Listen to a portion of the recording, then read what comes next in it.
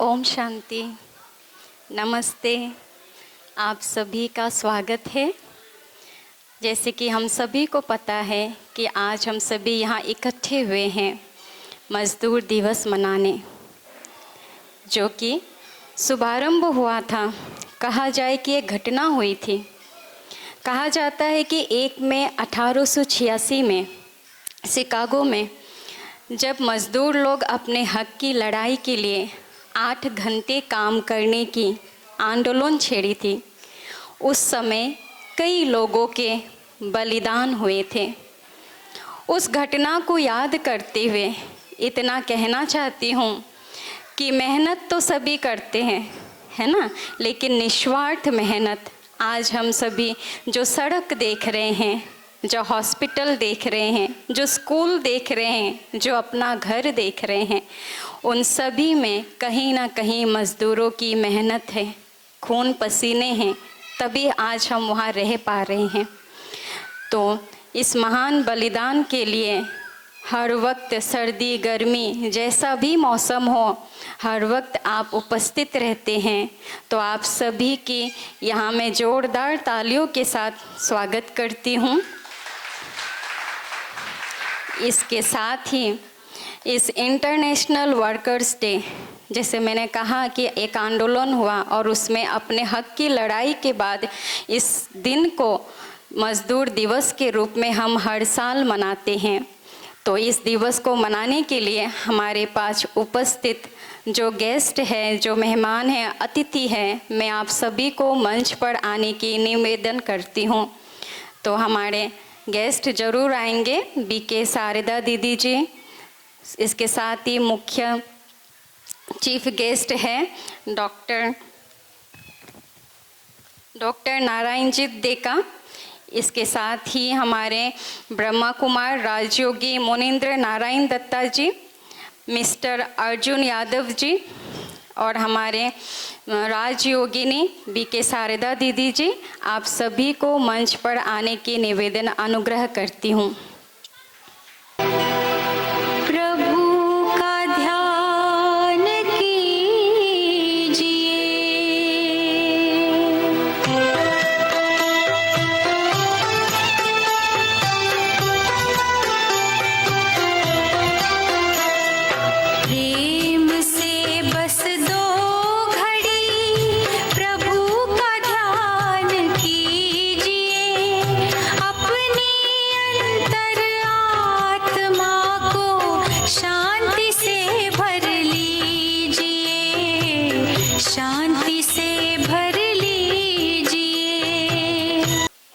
अभी मैं अपने ब्रह्मा कुमारी दीदियों को निवेदन करती हूँ कि वो मंच पर आकर हमारे अतिथियों को फूल, गामोशा और बुके के साथ सम्मानित करें।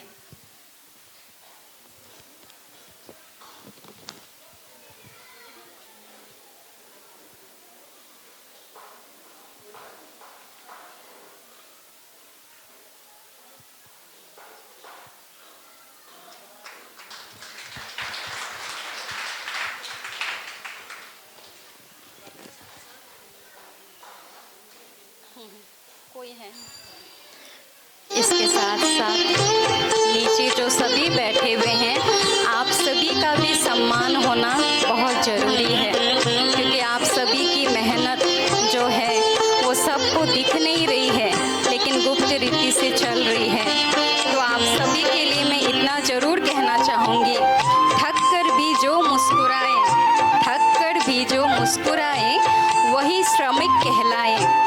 धरती से आसमान तक उसका श्रम काम आए।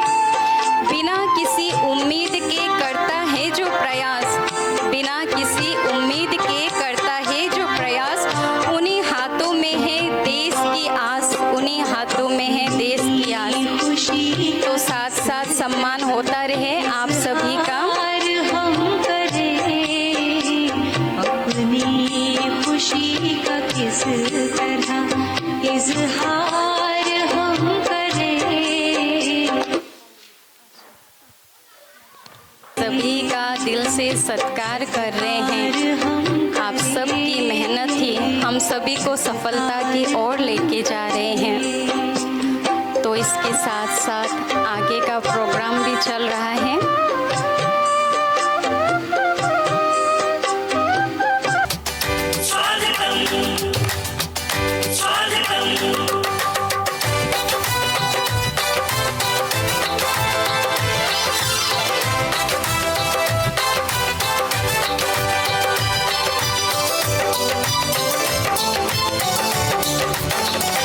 स्वागत करते हैं दिल से आपका, अभिनंदन करते दिल से आपका।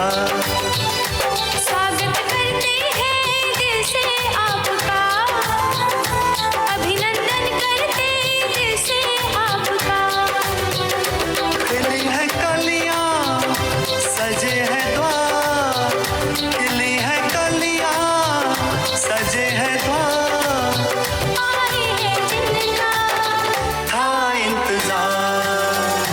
स्वागत करते हैं दिल से आपका, अभिनंदन करते दिल से आपका। स्वागत करते हैं दिल से आपका, अभिनंदन करते दिल से आपका।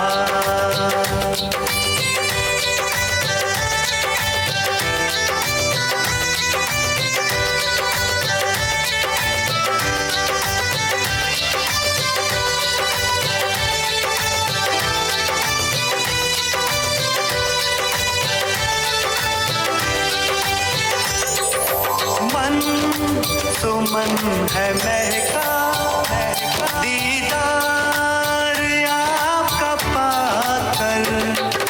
पूरे किए दिल के अरमान, स्वयं यहाँ पे आकर, स्वयं यहाँ पे आकर।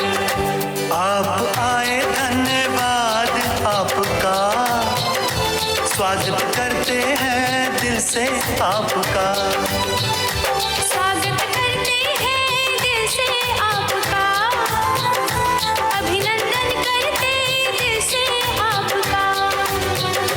खिली है कलियां सजे हैं द्वार, खिली है कलियां सजे हैं द्वार।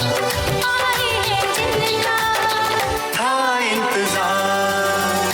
स्वागत करते हैं दिल से आपका, अभिनंदन करते दिल से आपका। स्वागत करते हैं दिल से आपका, अभिनंदन करते दिल से आपका।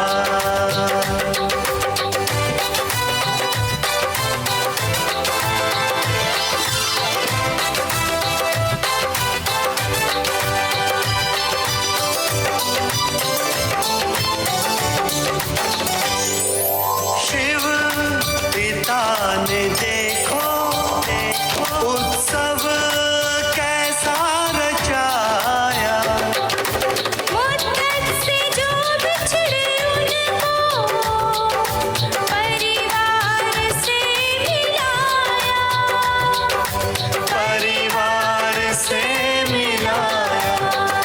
पुलकित हृदय से वेलकम आपका, स्वागत करते हैं दिल से आपका। स्वागत करते हैं दिल से आपका, अभिनंदन करते दिल से आपका। खिली है कलियां सजे हैं द्वार, खिली है कलियां सजे हैं द्वार। आई है जिंदा था इंतजार।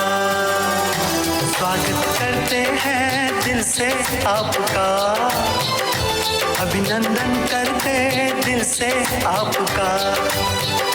स्वागत करते हैं दिल से आपका, अभिनंदन करते दिल से आपका।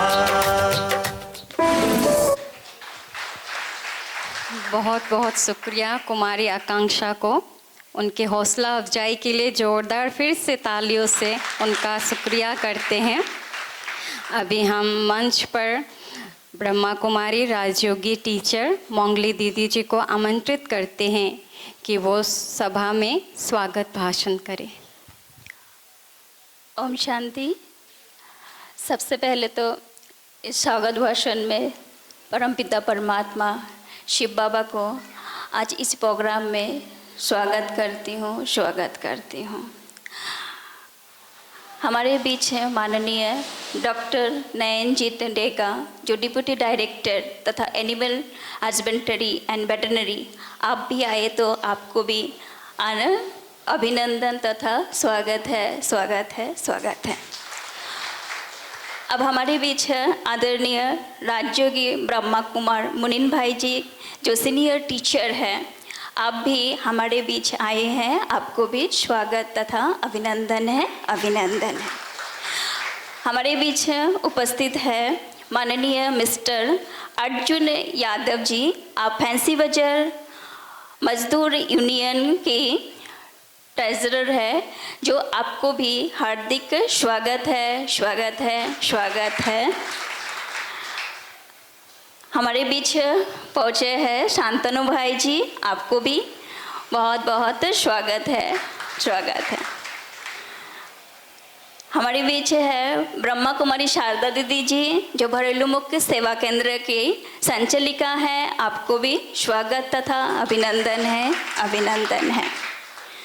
मन संचालन करने वाली ब्रह्मा कुमारी बॉबी बहन को भी स्वागत है, और साथ सभी आए हुए भाई बहनों को भी स्वागत है।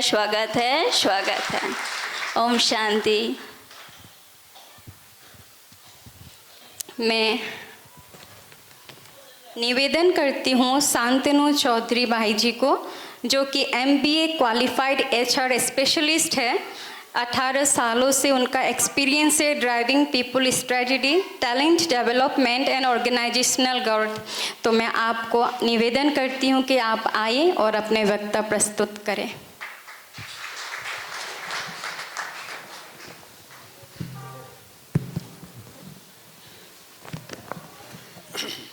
ओम शांति और नमस्कार आप सभी को। आप लोग अपना कीमती समय निकाल के आज यहाँ पे आए हैं। तो सबसे पहले तो मैं यहाँ पे हमारी जो सीनियर दीदी है शारदा बहन, सीनियर भाई जी जो है मुनीम भाई, और जो हमारे स्पेशल गेस्ट है डॉक्टर साहब, और जो यादव जी जो है यूनियन के जो हेड है, और बाकी जो यहाँ पे और भी BK भाई बहन जो है, सबको मैं बहुत स्वागत करता हूँ और धन्यवाद देता हूँ कि आज का ये प्रोग्राम ऑर्गेनाइज करने के लिए। मैं एक्चुअली गुवाहाटी में 2014 से हूँ, और तब से लेकर आज तक मेरा जो काम रहा अलग अलग कंपनियों के साथ, ह्यूमन रिसोर्स जिसको बोला जाता है। तो मेरा डिपार्टमेंट एक ऐसा डिपार्टमेंट है, जब कोई भी एक कंपनी में ज्वाइन करता है तो उसका शुरुआत से लेकर वो कंपनी से जब निकल जाता है तब तक का पूरा प्रोसेस मेरा डिपार्टमेंट के थ्रू ही होता है। जैसे इंटरव्यू लेना बोलिए, उसके बाद वो ज्वाइन करने के बाद उसको कंपनी में जो भी फैसिलिटीज़ मिलता है वो सब प्रोसेस करना, उनका सैलरी के ऊपर क्या होगा नहीं होगा वो सब मेंटेन करना, उसको महीने में कितना छुट्टी मिलेगा, उसके बाद वो जब निकल जाता है उसका प्रोविडेंट फंड बोलिए, मेडिकल बोलिए, ग्रेच्युटी बोलिए, ये सब का काम है। तो मेरा आप लोगों के साथ ही मिलजुल के मेरा काम रहता है। अलग अलग जगह पे अलग अलग जो मेरे श्रमिक भाई है बहन है उन लोग के साथ ही काम रहता है। तो मेनली मैं जो देखा हूँ काम करते हुए कि ज़्यादातर प्रॉब्लम होता है कि कंपनी में जो मालिक होता है या जो मैनेजर होता है उनके साथ जो हम लोग काम करते हैं श्रमिक भाई बंधु जो है, तो उनका जो प्रॉब्लम होता है, किसी को सैलरी का प्रॉब्लम होता है, किसी को छुट्टी का प्रॉब्लम होता है, किसी को घर में कोई प्रॉब्लम होता है, तो उसका एक ज़रिया रहता है हम लोग का डिपार्टमेंट जिसको ह्यूमन रिसोर्स कहा जाता है। तो उसमें ही हम लोग एक ब्रिज का माध्यम है। जैसे हम लोग को कंपनी का मैनेजमेंट को भी देखना पड़ता है और हमारे स्टाफ को भी देखना पड़ता है। तो मैं आप लोगों को यही बोलूँगा कि आप लोगों को जो रोज़ का समस्या होता है वो हम सबको भी होता है। ऐसा नहीं है कि बहुत लोग सोचते हैं कि ऑफिस के अंदर बैठा रहता है तो ये बड़ा साहब है, इसको कोई तकलीफ़ नहीं है, इसका सैलरी बहुत ज़्यादा है, ऐसा बात नहीं है। ओवरऑल हम लोग सभी काम करते हैं हमारे परिवार को चलाने के लिए, हमारे साथ जो रहते हैं उनके साथ अच्छी तरह संबंध निभाने के लिए। तो कोई भी काम छोटा या बड़ा नहीं होता है। आप लोगों को कभी भी ये मन में नहीं लाना चाहिए कि हम लोग लेबर के जैसा ज़िंदगी हम लोग गुजारते हैं या हम लोग वर्कर के जैसा गुजारते नहीं। हम लोग सभी एक ऑफिस में, कंपनी में वर्कर ही है। जो पैसा देता है वो मालिक भले होता है, बट कोई भी पोस्ट हो वो सब मतलब पैसे के लिए ही काम करता है। और काम करते वक्त सबसे ज़्यादा ये ध्यान रखना चाहिए आप लोगों को कि आपका सेहत और आपके साथ जो काम कर रहा है उनका सेफ्टी देखना बहुत ज़रूरी है। क्योंकि कंपनी में मैं देखता हूँ रोज़ सबको बोलना पड़ता है अपना सेफ्टी का, अपना सुरक्षा का ध्यान रखने के लिए अलग अलग सिस्टम बनाया जाता है कंपनीज़ में। सेफ्टी का हेलमेट बोलिए, जैकेट्स बोलिए, जो भी है। खास करके जो ओपन रास्ता में काम करता है उनका तो और भी प्रॉब्लम होता है, क्योंकि उनको देखने वाला जो होता है वो लोग बस लगता है कि नहीं इनको जैसे भी करके वो चलाने देने से मतलब है। और जो हम लोग काम करते हैं हम लोग का मन में ये रहता है कि चलिए आज का दिन गुजर गया तो आज का पैसा मेरे को मिल गया। नहीं, ये सोच के चलने से कभी भी हम लोग आगे नहीं बढ़ेंगे। हम लोग को सदा ये ध्यान रखना है कि आज का दिन मैंने जिस तरह से गुजारा, कल का दिन मैं और अच्छी तरह गुजारूँगा। आगे आने वाला समय में मैं भी एक अच्छा बड़ा पोजीशन में जाना चाहता हूँ। लेकिन इसका मतलब ये नहीं कि जो सबसे ज़्यादा पढ़ाई करता है वही आगे बढ़ेगा। पढ़ाई के साथ साथ जो आप लोग या हम लोग जो काम करते हैं, रोज़ अलग अलग एक्सपीरियंस हम लोग को होता है कि अलग अलग लोग के साथ हम लोग मिलते हैं, अलग अलग मुसीबतों का सामना करते हैं। तो ये सब हम लोगों का ज़िंदगी का एक एक हिस्सा होता है जो हर पल हम लोगों को एक सीख या पाठ पढ़ाता है कि आने वाला समय में अगर ऐसा परिस्थिति हो तो उसको हम लोगों को कैसे संभालना है या कैसे टैकल करना है। और जब हम लोग काम करते हैं तब ये ज़रूर ध्यान रखना है कि जैसे जिसके लिए हम लोग काम कर रहे हैं उसका पैसा अगर बचाना है तो मुझे मेरा ज़िंदगी को भी सुरक्षित रूप से मुझे मतलब एंड ऑफ द डे घर में भी जाके मेरे परिवार लोगों के साथ भी मुझे मतलब दिन ख़त्म करना है। तो ऐसे ऐसे करके खुद का और मेरे साथ जो काम करते उनका भी सुरक्षा का ध्यान ज़रूर रखिए। बाकी आप लोग इतने साल से काम किए हुए आप लोग को अलग अलग एक्सपीरियंस होता ही है। और इस संस्था में जो मतलब दीदी ने बोला कि ये ईश्वरीय संचालित एक संस्था है, इसके बारे में भी आगे हमारे सीनियर भाई जो वो लोग भी बताएंगे। तो काम को कभी भी छोटा मत समझिए और पैसा के लिए ही मुझे काम करना है ये भी मत सोचिए। काम इसलिए करना है क्योंकि मुझे इस सोसाइटी में, इस समाज का एक हिस्सा बन के चलना है और जिसके नीचे मैं काम कर रहा हूँ उसके साथ साथ मुझे भी आगे बढ़ना है। इसको सोच के आप लोग आगे बढ़िए। बस आज के लिए मैं इतना ही मैं बोलता हूँ। धन्यवाद। तो श्रमिक दिवस मनाने पहुँचे यहाँ पर, क्या कहेंगे? हम नहीं कहेंगे कि श्रमिक दिवस मनाने पहुँचे हैं। हम यहाँ श्रमिक दिवस तो एक बहाना है, एक बहाना है, क्योंकि हमें बहुत इच्छा थी आप लोगों से मिलने का, पर उसके लिए मैं मिलूँ कैसे आप लोगों से?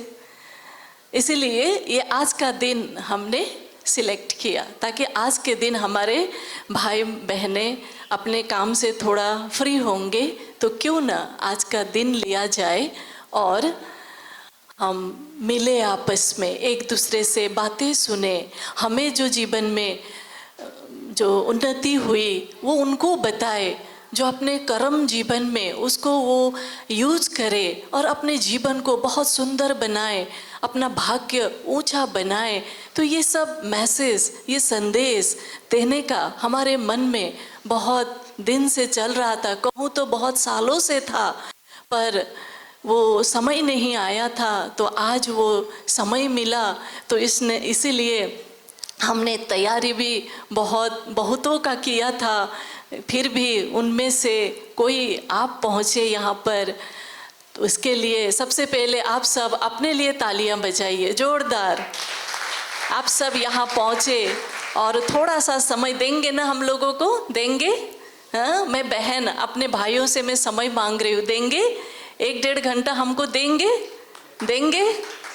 उससे पहले नहीं जाएंगे?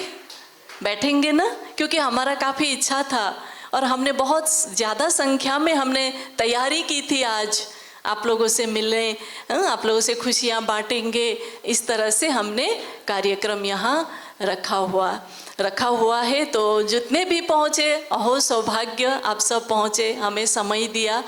तो आप जो है कृपया आप सब अंत तक, ज़्यादा समय तो नहीं होगा, अंत तक आप सब रुकेंगे, ये मेरी आप सब से अनुरोध है। ज़्यादा समय भी नहीं लेंगे आप लोगों का, ठीक है ना। तो आज जैसे कहा श्रमिक दिवस, श्रमिक किसको कहते? श्रमिक, श्रमिक क्या सिर्फ जो कर्म करते हैं? किसी ने मुझे कहा जो जैसे छोटा काम करते हैं, अभी जैसे हमारे भाई जी ने कहा ना, काम छोटा बड़ा नहीं होता है, छोटा काम करते हैं वो श्रमिक, उन लोगों का दिवस है। अरे आप सोचिए, मन में सोचने की बात है, काम कौन नहीं करता है, कौन नहीं करता है। एक छोटा बच्चा से लेके, उसको भी स्कूल जाना पड़ता है, पढ़ाई करना पड़ता है ना। एक बुजुर्ग तक भोजन खाना पड़ता है, पचाना पड़ता है, श्वास लेना पड़ता है, हर कोई काम करता है यहाँ पर, हर कोई श्रमिक है। बिना श्रम के कोई नहीं रह सकता है, सबको श्रम करना है। तो श्रमिक दिवस एक्चुअली हम सब के लिए है ये दिन, ठीक है ना। तो इसीलिए देखिए घर में भी हम क्या करते हैं, कोई खाना बनाते हैं, है ना, लेडीज़ माताएं क्या करते, खाना बनाते हैं। घर में जो जेंट्स होते हैं वो कमाई करते हैं, बच्चे भी जो अपनी क्षमता अनुसार माँ बाप को मदद करते हैं। तो हर कोई श्रम करते हैं, है ना। तो ये श्रमिक दिवस नहीं, यहाँ हम मिलन, यूँ कहे तो सम्मान, आप सबके साथ हम मिलन मना के सम्मान का दिवस मना रहे हैं, ठीक है। तो देखिए कि आज छोटा बड़ा काम, छोटा बड़ा नहीं, वो हमारे भावना के ऊपर होता है ना। जैसे कोई झाड़ी वाला काम करते हैं, कोई फैक्ट्री में करते हैं, कोई कहाँ करते हैं, कोई ऑफिस के अंदर बैठ के करते हैं, काम तो काम ही होता है। तो वो काम करते समय हमारे भाव क्या होना चाहिए, वो भाव क्या होना चाहिए जो इस ईश्वरीय विश्वविद्यालय में स्वयं निराकार परमात्मा, जिसको आज हम ईश्वर, अल्लाह, गॉड अनेक नाम से पुकारते हैं, वो परमात्मा ने सिखाया कि हमारे कर्म कैसे होने चाहिए।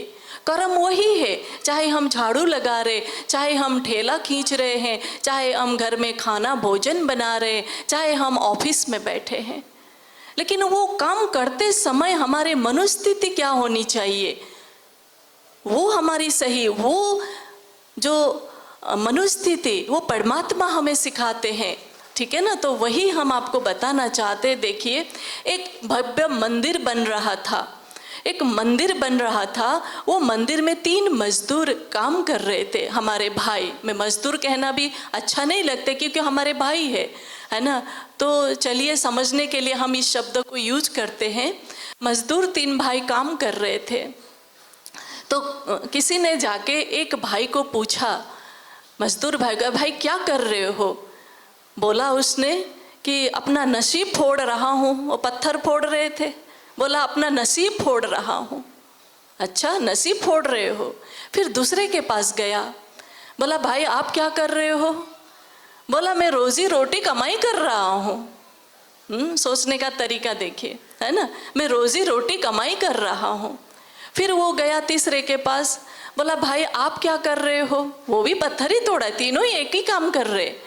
वो तीसरा वाले ने बोला कि मैं, पता है मैं क्या कर रहा हूँ? बोला बोलिए क्या कर रहे? मैं जो जिसको आश्रय देता है, जो सबको आश्रय देता है, उसके लिए मैं मंदिर बना रहा हूँ। समझ रहे ना? जो सबको आश्रय देता है, मैं उसके लिए मंदिर बना रही, यानी मैं भगवान का बड़ा मंदिर बना रहा हूँ। देखिए काम तीनों का अलग अलग था, एम सेम था, पर भावना देखिए, हाँ, सबकी सोच अलग अलग। तो सोच से हमारा संसार बनता है। जैसा सोचेंगे हम वैसा बनेंगे। तो परमात्मा ने हमें सिखाया, कोई भी कर्म करो, सोच को ऊंचा रखो, दृष्टि को ऊंचा रखो, भावनाओं को श्रेष्ठ बनाओ, तो वो कर्म हमारा श्रेष्ठ बनता है और श्रेष्ठ कर्म हमारे पुण्य के खाते में जमा होता है। इसलिए है ना, तो हमें क्या है, जो जो कर्म हम करते, कोई भी कर्म, मैंने शुरू में भी कहा, कोई भी कर्म करे, पर उस कर्म में जब हम अपने धर्म में टिक के हम कर्म करते हैं, अब धर्म कौन सा धर्म? श्रेष्ठ कर्म करने के लिए हमें अपना धर्म में, अब कौन सा धर्म? हिंदू, मुस्लिम, सिख, ईसाई, यही हमारा धर्म? नहीं, हमारा धर्म है हर एक इंसान का धर्म। क्या होता है? मानवता होती है, शांति होती है, खुशी होती है, प्यार होती है, आनंद। ये हमारा असली धर्म कहो, इसको धन कहो। इस धर्म में टिक के, यानी मैं शांत हूँ, मैं पवित्र हूँ, मैं खुशहाल हूँ, इस तरह के स्वमान यानी इस धर्म, इस धारणा में टिक के जब हम कर्म करते हैं, वो कर्म हमारे श्रेष्ठ कर्म यानी पुण्य के खाते में जमा होते हैं। आज हम सब ने माना कि कर्म ही धर्म है, यही बोलते हैं ना हम सब? क्या बोलते हैं? कर्म ही धर्म है। अब मान लीजिए कर्म करते समय अगर आप गुस्सा में हैं, बहुत गुस्सा आ रहा है आपको और आप कर्म कर रहे हैं, धर्म हो रहा है? बताइए आप सभी, हो रहा है धर्म? हो रहा है? बहुत गुस्सा है आपको और क्रोध आ रहा है जोर से और काम कर रहे, वो क्या हो रहा है? धर्म हो रहा है ना पाप हो रहा है? क्या हो रहा है ना? तो ये सीखना है हमें कि कैसे हम अपने कर्म को श्रेष्ठ बनाए, जबकि हम सुबह से लेके रात तक हम कर्म में व्यस्त रहते हैं। कैसे हम अपने कर्म को श्रेष्ठ बनाए, वो थोड़ा सा हमें जान लेना होता है, ठीक है ना? तो हमारे कर्म धर्म में चेंज हो जाते हैं, ठीक है? यानी पुण्य का खाता हमारा बनता है। देखिए, सिर्फ हम सुबह उठ के अगर आज मुझे इतनी कमाई करना है, ये कमाई करना है, इतना कमाई, वो टारगेट ना रखे। अगर वो रखेंगे और वो हमारा पूरा नहीं हुआ तो हम क्या होंगे? खुश रह पाएंगे? रह पाएंगे? आप सब सुन रहे हैं ना? खुश रह पाएंगे? जवाब दीजिए। हम आपसे बात कर रहे, बहुत समय से मिलने का मन था ना, इसीलिए आपसे पूछ रहे। नहीं खुश रह पाएंगे, है ना? इसीलिए सुबह उठ के ही पहले ये ख्याल लाना है, उस परमात्मा से, उस गॉड से, उस अल्लाह से एक वायदा करना है, हे प्रभु आज मुझे बहुत सारी, ढेर सारी पैसा दुआएं, आज मुझे बहुत सारे दुआएं जमा करनी है। अब दुआ जमा करिए। अब इसमें मैं एक बात बताती हूँ, देखिए हम पैसा बुद्धि में ना रखे, इतना कमाई करना ये ना रखे, वो बाद में होता, पहले हमें दुआ कमाई करना होता है। अब वो दुआ कैसे कमाई करे? एक कहावत है, कहते हैं एक फल बेचने वाला भाई था, ठीक है ना? तो वो फल बेचने वाला भाई के पास एक साहूकार, एक मालिक गया फल खरीदने के लिए। तो वो थोड़ा सा फल था, कम था, तो वो फल वाला भाई ने बोला, भाई साहब आज मेरे दुकान में अच्छे फल नहीं हैं, आप क्या करिए, आप बगल वाला दुकान में जाइए, आप वहाँ से फल खरीदिए। तो वो मालिक गया, साहूकार जा कर के दूसरा दुकान में फल खरीदा। अब कल परसों वो फल खरीदने फिर आया। अब आप बताइए वो मालिक पहले कौन सा दुकान में आएगा? कौन सा वाला दुकान में आएगा? कौन सा वाला? समझ में नहीं आया? हाँ, जिसने उनको भेजा था दूसरे दुकान में, है ना? तो वो दुकान में आएगा। अब वो खरीद के गया, रास्ते में दूसरा कोई मिला, वो भी फल खरीदने, उनके मालिक के पहचान वाले दूसरा कोई मिला, बोलेगा हाँ तुम ना उसके पास जाना, वो बड़ा अच्छा है, ईमानदार है। बोलेगा कि नहीं बोलेगा? वो जिसको भी परिचय होगा सबको बोलेगा उसी के पास जाना, वो बड़ा सत्य आदमी है, बड़ा ईमानदार है, वो झूठ नहीं बोलता। बोलेगा कि नहीं? हाँ, आज के ज़माने में देखिए, इस कलयुग में अगर थोड़ी सी, तो उस फल वाला भाई ने क्या किया? पहले दिन चाहता तो वो झूठ बोल करके बेच सकता था कि नहीं? बेच सकता था, पर उसने बेचा नहीं। उसने क्या किया? दुआएं कमाई कर ली। अब दुआ कमा लिया तो अब पैसा, अब लोग उसके पास आने लगे, है ना? तो ये नहीं कि मैं आज इतना करूं, वो नहीं, हमें थोड़ी सी अपनी विचार, अपनी भावनाएं थोड़ी सी हमें परिवर्तन करना होता है। आज जो ये ईश्वरीय विश्वविद्यालय, आपको बताया ना संस्था का परिचय में, ये ईश्वरीय विश्वविद्यालय एक आध्यात्मिक ये शिक्षा क्षेत्र है।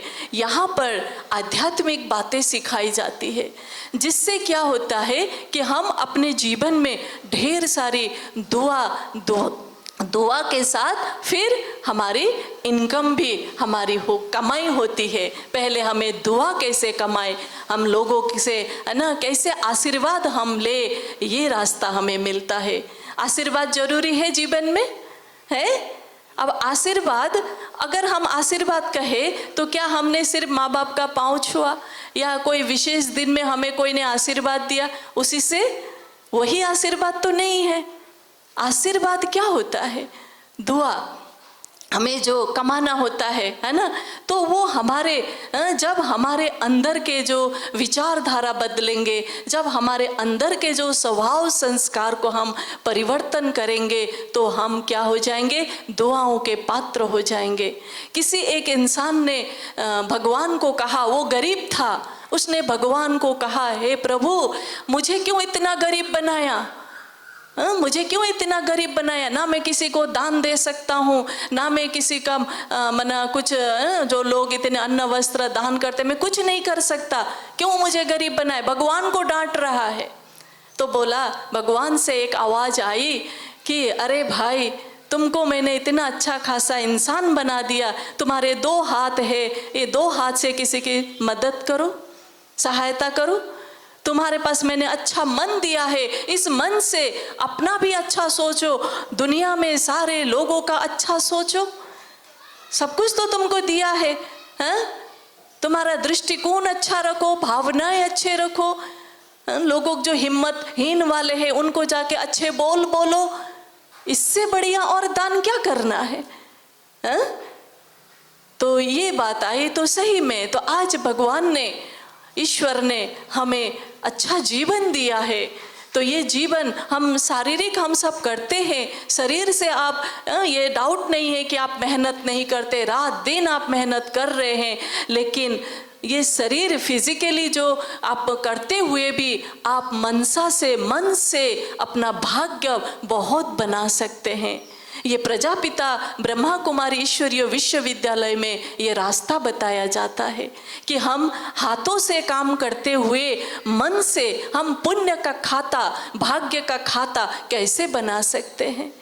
अगर हम उसी इंसान की तरह भगवान को कोसते रहे, भगवान को डांटते रहे, गाली देते रहे, तुमने मुझे ऐसा क्यों बनाया, ऐसा क्यों बनाया, तो हमारी जीवन में कभी उन्नति होगी नहीं। इसीलिए देखिए, सामने एक बड़ा पहाड़ है, अब उस पहाड़ को हम क्रॉस मार के ख़त्म करके वो रास्ता निकाल के चलना हमारे लिए मुश्किल है, हम कर नहीं सकते हैं। हमें करना क्या है? हमें साइड से रास्ता निकल के चलना है।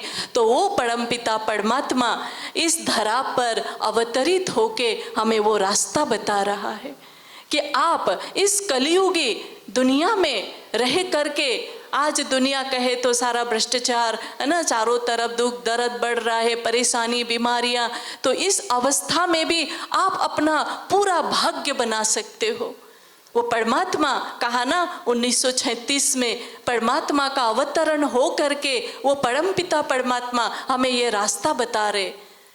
तो इसीलिए आज ब्रह्मा कुमारी संस्था हर जगह, हर ऐसा स्पेशल डे पे हर जगह पर प्रोग्राम्स कर रही है, हर एक भाई बहनों को बता रहे हैं कि आप भी आइए, जुड़िए, थोड़ा जानिए अपना भाग्य को कैसे बनाना होता है, कैसे अपने आप को फिर हम श्रेष्ठवान, भाग्यवान हम बनाएं इसी जीवन में। ठीक है ना? तो ये संदेश आज ब्रह्मा कुमारी संस्था दे रही है हर एक को।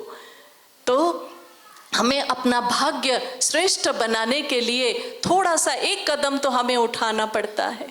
पड़ेगा कि नहीं पड़ेगा? हाँ, एक कदम, परमात्मा कहते हैं आप एक कदम उठाओ, एक हिम्मत का कदम उठाओ, मैं 1000 कदम तुम्हारे साथ हूँ। तो वो रास्ता हमें लगा, हमें आप सबको बताऊं।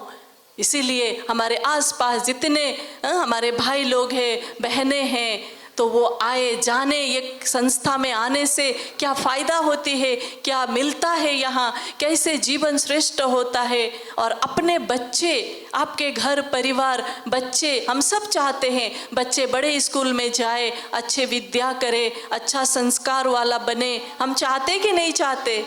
चाहते हैं ना? तो क्या करना पड़ेगा? आपको वो सही रास्ता में आपको थोड़ा आगे आना पड़ेगा कि नहीं? आज अगर मान लीजिए, है ना, हमारे संस्कार, हम अगर बोलते बच्चों को अच्छा सिखाना चाहते हैं, बच्चों को ये अच्छा बने, मैंने तो कष्ट किया जीवन में, तकलीफ पाई, बच्चे तकलीफ ना पाए, कष्ट ना पाए, तो वो चाहते हैं हम, तो हम क्या करना पड़ेगा? उनको अच्छी रास्ता, अब अच्छी रास्ता के लिए तो स्कूल भेज रहे हैं, है ना। तो सिर्फ स्कूल में तो बच्चे सीखते हैं, चलिए वहाँ के टीचर सिखाते, लेकिन घर आके बच्चे को अगर वो माहौल नहीं मिलेगा, घर का परिवेश अगर ठीक नहीं मिलेगा, सही नहीं मिलेगा, तो वो बच्चा का संस्कार कैसे अच्छा होगा? मान लीजिए हम बच्चों को बोलते गलत चीज मत खाना, बोलते हो ना आप सभी अपने बच्चों को, गलत चीज मत खाना, और आप छिपा करके खा रहे हो। खाते कि नहीं खाते हैं? छिपा करके हम लेते हैं। अब बच्चा सोचेगा, क्या सोचेगा? ओ, दिखा के नहीं खाना है, पर छिपा के क्या सिखा रहे हो आप उनको? छिपा के खा सकते। और कोई, है ना, सारा दिन कर्म करके रात को पूरा, है ना, गंदी जो चीज़ नहीं खाना है, शराब जो भी हो, पी के घर आते हैं, तो बच्चे क्या सीखेंगे? कैसे उनको हम संस्कार देंगे? तो बच्चे अगर बिगड़ते हैं, बच्चे हम सबकी बात नहीं मानते हैं, इसके लिए हम किसको दोषी ठहरे? किसको दोषी माने? भगवान को? हाँ, है ना। तो इसीलिए जरूरी है कि नहीं? तो अगर हम ये सब चीज़ें, व्यसन आदि जो सिगरेट, गुटखा जो भी हो, शराब, अगर इन सब की लत लग गई हमें, तो आइए आप सभी हमारे पास, ब्रह्मा कुमारियों के पास आइए, सब छूट जाएगा। ये सब से छूट सकेंगे, आप अपने आप को कंट्रोल कर सकेंगे, आप अपने अंदर अच्छे संस्कार भरा सकेंगे, आप अपने बच्चों को भी अच्छी दिशा दिखा पाएंगे। नहीं तो उन बच्चों को क्या सिखा रहे हम? क्या होगा भविष्य? जरूरी है? इसीलिए थोड़ा सा समय अपने लिए, सुबह से शाम तक तो आप जाते, देखिए सुबह से एक दिन भर में 24 घंटा होता है, उस 24 घंटे में 23 घंटा हम करें, घर का करें, अपना जो भी कर्म करना है करें, 1 घंटा हम अपने लिए निकालें। जबकि हमारी बहन ने कहा कि हमारा ये संस्था फ्री है, मात्र 1 घंटा समय हमें दीजिए, आइए अपना जीवन को श्रेष्ठ बनाइए। नहीं तो कौन करेगा? क्या करेंगे? भगवान के पास मंदिर तो जाते हैं, कोई मस्जिद जाते हैं, कोई गुरुद्वार जाते कि नहीं जाते? और हम वहाँ जाके क्या बोलते हैं? हे प्रभु, मुझे माफ़ करना, मेरे पापों को क्षमा करना, बोलते कि नहीं बोलते? और कर रहे हैं क्या हम? तो वो प्रभु पिता आ करके सिखा रहा है कि कैसे तुम इन पापों से मुक्त हो जाओ और तुम्हारे कर्म कैसे श्रेष्ठ हो, वो सिखा रहा है। जो संदेश हमें मिला, तो वो संदेश आपको दे रहे हैं, ठीक है ना। तो इसके लिए हमें क्या करना होता है? थोड़ा सा जानकारी आज आप सबके लिए हमने एक पिक्चर लेके आओ ना, एक गिफ्ट मेरे को दे देना। हमने आप सबके लिए एक सौगात तैयार किया है कि वो परमपिता परमात्मा कौन है। हमारे आगे हमारे सीनियर हमारे भाई जी बैठे हैं, वो बताएंगे कि वो कैसे हमें ये कनेक्ट करना होता है, वो परमात्मा से कैसे मिलना होता है, उनसे उनके साथ कैसे कनेक्ट करना होता है, वो बताएंगे ये सब के बारे में, ठीक है ना। तो हमने आप सब के लिए वो परमपिता परमात्मा जिसके साथ हमें लिंक करना है, जोड़ना है अपने को, जिससे आत्मा में हमारे अंदर शक्ति आएगी, वो सौगात बनाई है ताकि मैं अपने भाइयों को दे सकूं, एक एक अपने घर में रखे।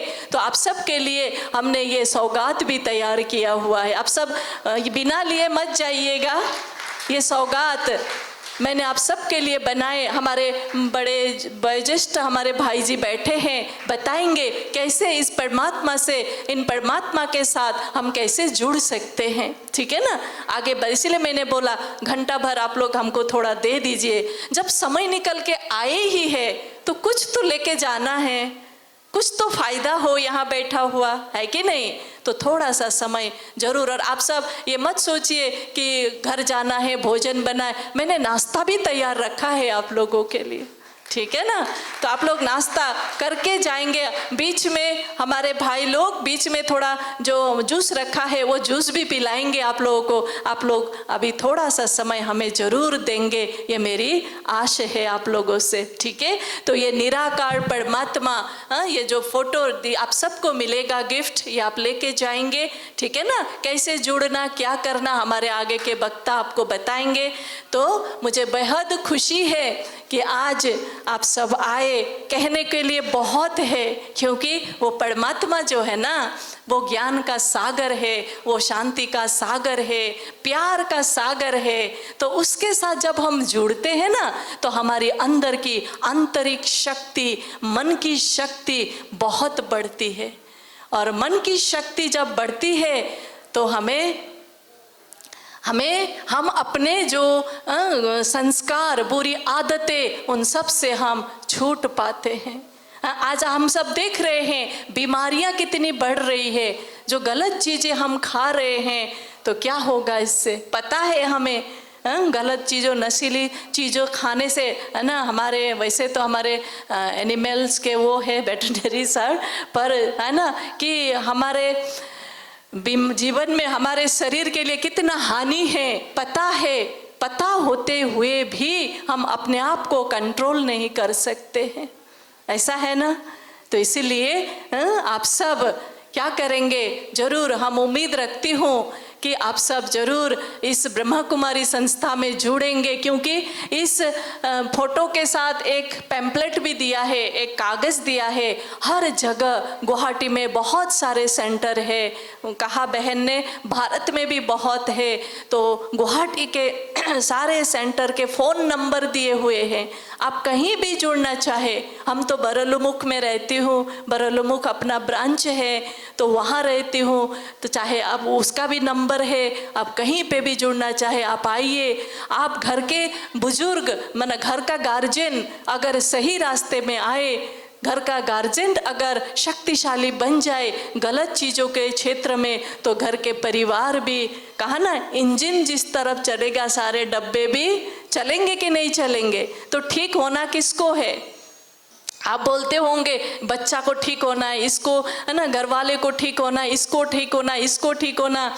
दिखाइए एक उंगली, हाँ, एक उसका तो एक अवगुण है, 3 किस तरफ है? करके देखिए, करके देखिए, 3 किस तरफ है? खुद की तरफ। माना उनसे 3 गुना खराब कौन है? मैं खुद हूँ, है ना? इसीलिए हमें दूसरों को परिवर्तन करने के पहले खुद को, तो हमारे इस ब्रांच में स्लोगन लिखा होता है, स्व परिवर्तन से विश्व परिवर्तन।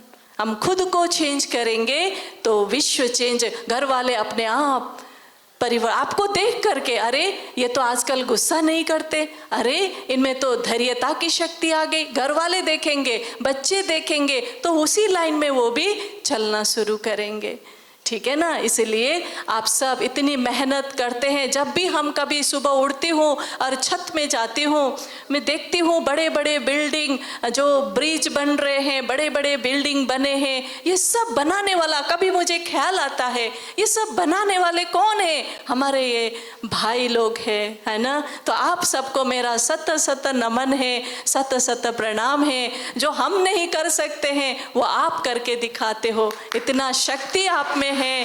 तो ये छोटी सी एक संस्कार आपके अंदर, जो थोड़ी सी एक गलत संस्कार, क्या उसको नहीं छोड़ पाएंगे? नहीं छोड़ पाएंगे। इतना बड़े बड़े बिल्डिंग बने, आज देश को प्रगति की ओर आप ले जा रहे हो। आज देश प्रगति करेगा हमारे किसान भाइयों से, हमारे जो श्रम में इतनी मेहनत करने वाले भाइयों से आज देश प्रगति की ओर जा रहा है। इतना कर सकते हो आप सब, एक छोटी सी संस्कार हम चेंज जरूर कर सकते हैं। आइए आप सबको हम मदद करेंगे, हमारे इन ब्रांचों में आप आना शुरू करिए, आप सबको मदद मिलेगा। तो अपना ये गुस्सा राग जो भी हो, गंदी खाने की आदत जो भी हो जिससे हमारी नष्ट होती है जीवन स्वास्थ्य, उन सब से आप छूट पाएंगे। तो ये मेरी आप सबसे अनुरोध है। आगे तो हमारे 2-3 आप सभी से अनुरोध है कि आप सभी खड़े हो जाए और इस दीप प्रज्वलन में शामिल हो जाए।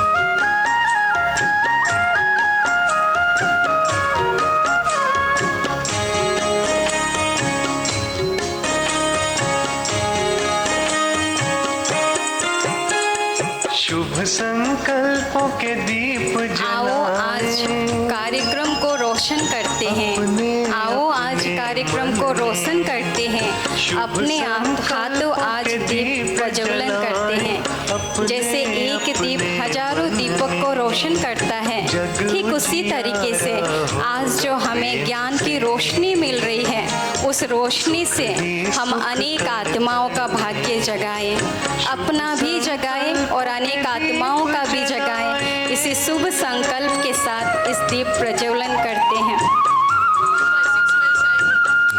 6 माइल से आए हुए कुमित भाई जी को भी मैं मंच पर आने को आग्रह करती हूँ। भोरोलू मुख से संजय भाई जी को भी स्टेज पर आने की आग्रह करती हूँ। आइए कुमुद भाई जी, संजय भाई जी, आप सभी भी आएंगे।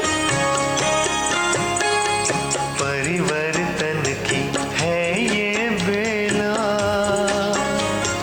ये जग बदलने वाला, राजयोग का मार्ग यही है, सहज सरल। हम सभी मन में संकल्प करते रहे कि जरूर परिवर्तन को लाएंगे। ये जो दीप जल रहा है, हम इस दीप से जरूर सबको जगाएंगे, अपने आप को जरूर परिवर्तन करेंगे। ऐसा ना सोचे कि हम मजदूर हैं, ऐसा ना सोचे कि हम मजदूर हैं, हम तो बहुत मजबूत हैं। ऐसा सोचकर हर कार्य जरूर करेंगे। दीप जलाए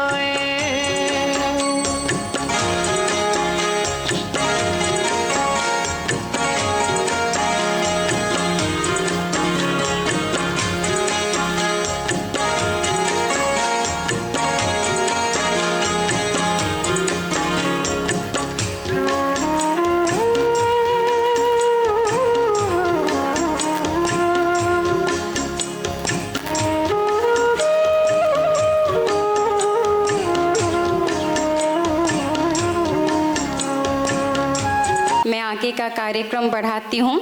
अभी मैं अपने माननीय आदरणीय मुख्य अतिथि डॉक्टर नयनजीत देका, आप deputy director animal husbandry and veterinary हैं, तो आपको मैं निवेदन करती हूँ कि आप अपने शब्दों द्वारा इन सभी मजदूर भाइयों का हौसला अफजाई करें। डॉक्टर जी।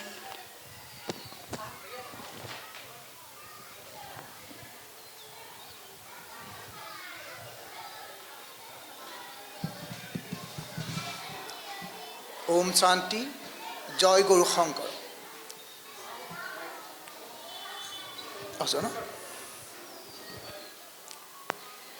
प्रजापिता ब्रह्मकुमारी ईश्वरीय विश्वविद्यालय माननीय VK शारदाजी, माननीय VK श्रीजुत मुनीन्द्र नारायण दत्त बरुआ डांगरिया, माननीय पांचीबाजार मजदूर यूनियनर ट्रेजारार अर्जुन যাদৱ ডাঙৰীয়া, মাননীয় শান্তনু চৌধুৰী ডাঙৰীয়া আৰু ঈশ্বৰীয় বিশ্ববিদ্যালয়ৰ ভৰলুমুখ শাখাৰ পৰিয়ালবৰ্গ আৰু আজি আমাৰ উপস্থিত থকা সকলো সুধীবৃন্দৰ মই প্ৰণাম জনাইছোঁ।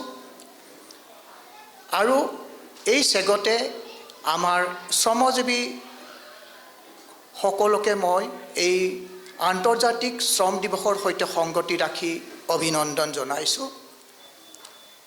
যেতিয়া মোক VK জিতেন্দ্ৰ চৌধুৰীয়ে আজিৰ অনুষ্ঠানৰ কথা কৈছিল, তেতিয়া মই এক প্ৰকাৰ আচৰিত হৈছিলোঁ এই কাৰণে যে প্ৰজাপিতা ব্ৰহ্মকুমাৰী ঈশ্বৰ বিদ্যালয়ে ইণ্টাৰনেশ্যনেল ডেৰ লগত সংগতি ৰাখি এখন সভাৰ আয়োজন কৰিছে। মই নিজে আপ্লুত হৈছিলোঁ এই কাৰণে যে তেখেতসকলৰ ধ্যান ধাৰণা, তেখেতলোকৰ আধ্যাত্মিক চিন্তা চৰ্চাৰ মাজত এনে সুন্দৰ কথা চিন্তা কৰাটো সঁচাকৈ মোৰ বাবে এটা আকৰ্ষণৰ বিষয় আছিল। আৰু মই চিন্তা কৰি আছিলোঁ যে এনেকৈ এই ব্ৰহ্মকুমাৰ বা ব্ৰহ্মকুমাৰীসকলে ইয়াৰ আয়োজনৰ আঁৰত কিবা কি কথা আছে। কিন্তু মাননীয় শাৰদাজীৰ মুখৰ কথাৰ পৰা যিখিনি কথা শুনিলোঁ আৰু এই ইমান গুৰুত্বপূৰ্ণ কথাখিনি, অতি তাৎপৰ্যপূৰ্ণ বিষয়খিনি আজি এই শ্ৰম দিৱসৰ লগত সংগত ৰাখি যিখিনি কথা ক'লে, সেইখিনি কোৱাৰ পিছত আচলতে আমাৰলৈ একোৱেই নাথাকে। তথাপিতো মই কৈছোঁ যে আন্তঃৰাষ্ট্ৰীয় শ্ৰম দিৱসৰ মই ঐতিহাসিক দিশটোৰ কথা ক'ব নাযাওঁ। BK ববিয়ে নিশ্চয় কৈছে যে 1886 চনৰ সেই চিকাগোৰ কাহিনীৰ কথা, য'ত নেকি সেই সময়ত শ্ৰমিকসকলে 16 ঘণ্টা, 18 ঘণ্টা, 23 ঘণ্টা পৰ্যন্ত কাম কৰিব লাগিছিল। আৰু যাৰ কাৰণে তেওঁলোকে 8 ঘণ্টাৰ দাবীৰে তেওঁলোকে যিটো সংঘৰ্ষৰ সৃষ্টি হৈছিল তেতিয়া, আৰু সেই দিৱসৰ স্মৃতি ৰাখি 1890 চনৰ পৰা শ্ৰমিক দিৱস পালন কৰা হৈ আছে। এতিয়া প্ৰথম কথা হৈছে যে প্ৰেজেণ্টলি এই বৰ্তমান সময়ত আমি শ্ৰমিক বুলি ক'লে আমি শাৰদাজী কোৱাৰ দৰে আমি প্ৰতিজনে একোজন শ্ৰমিক।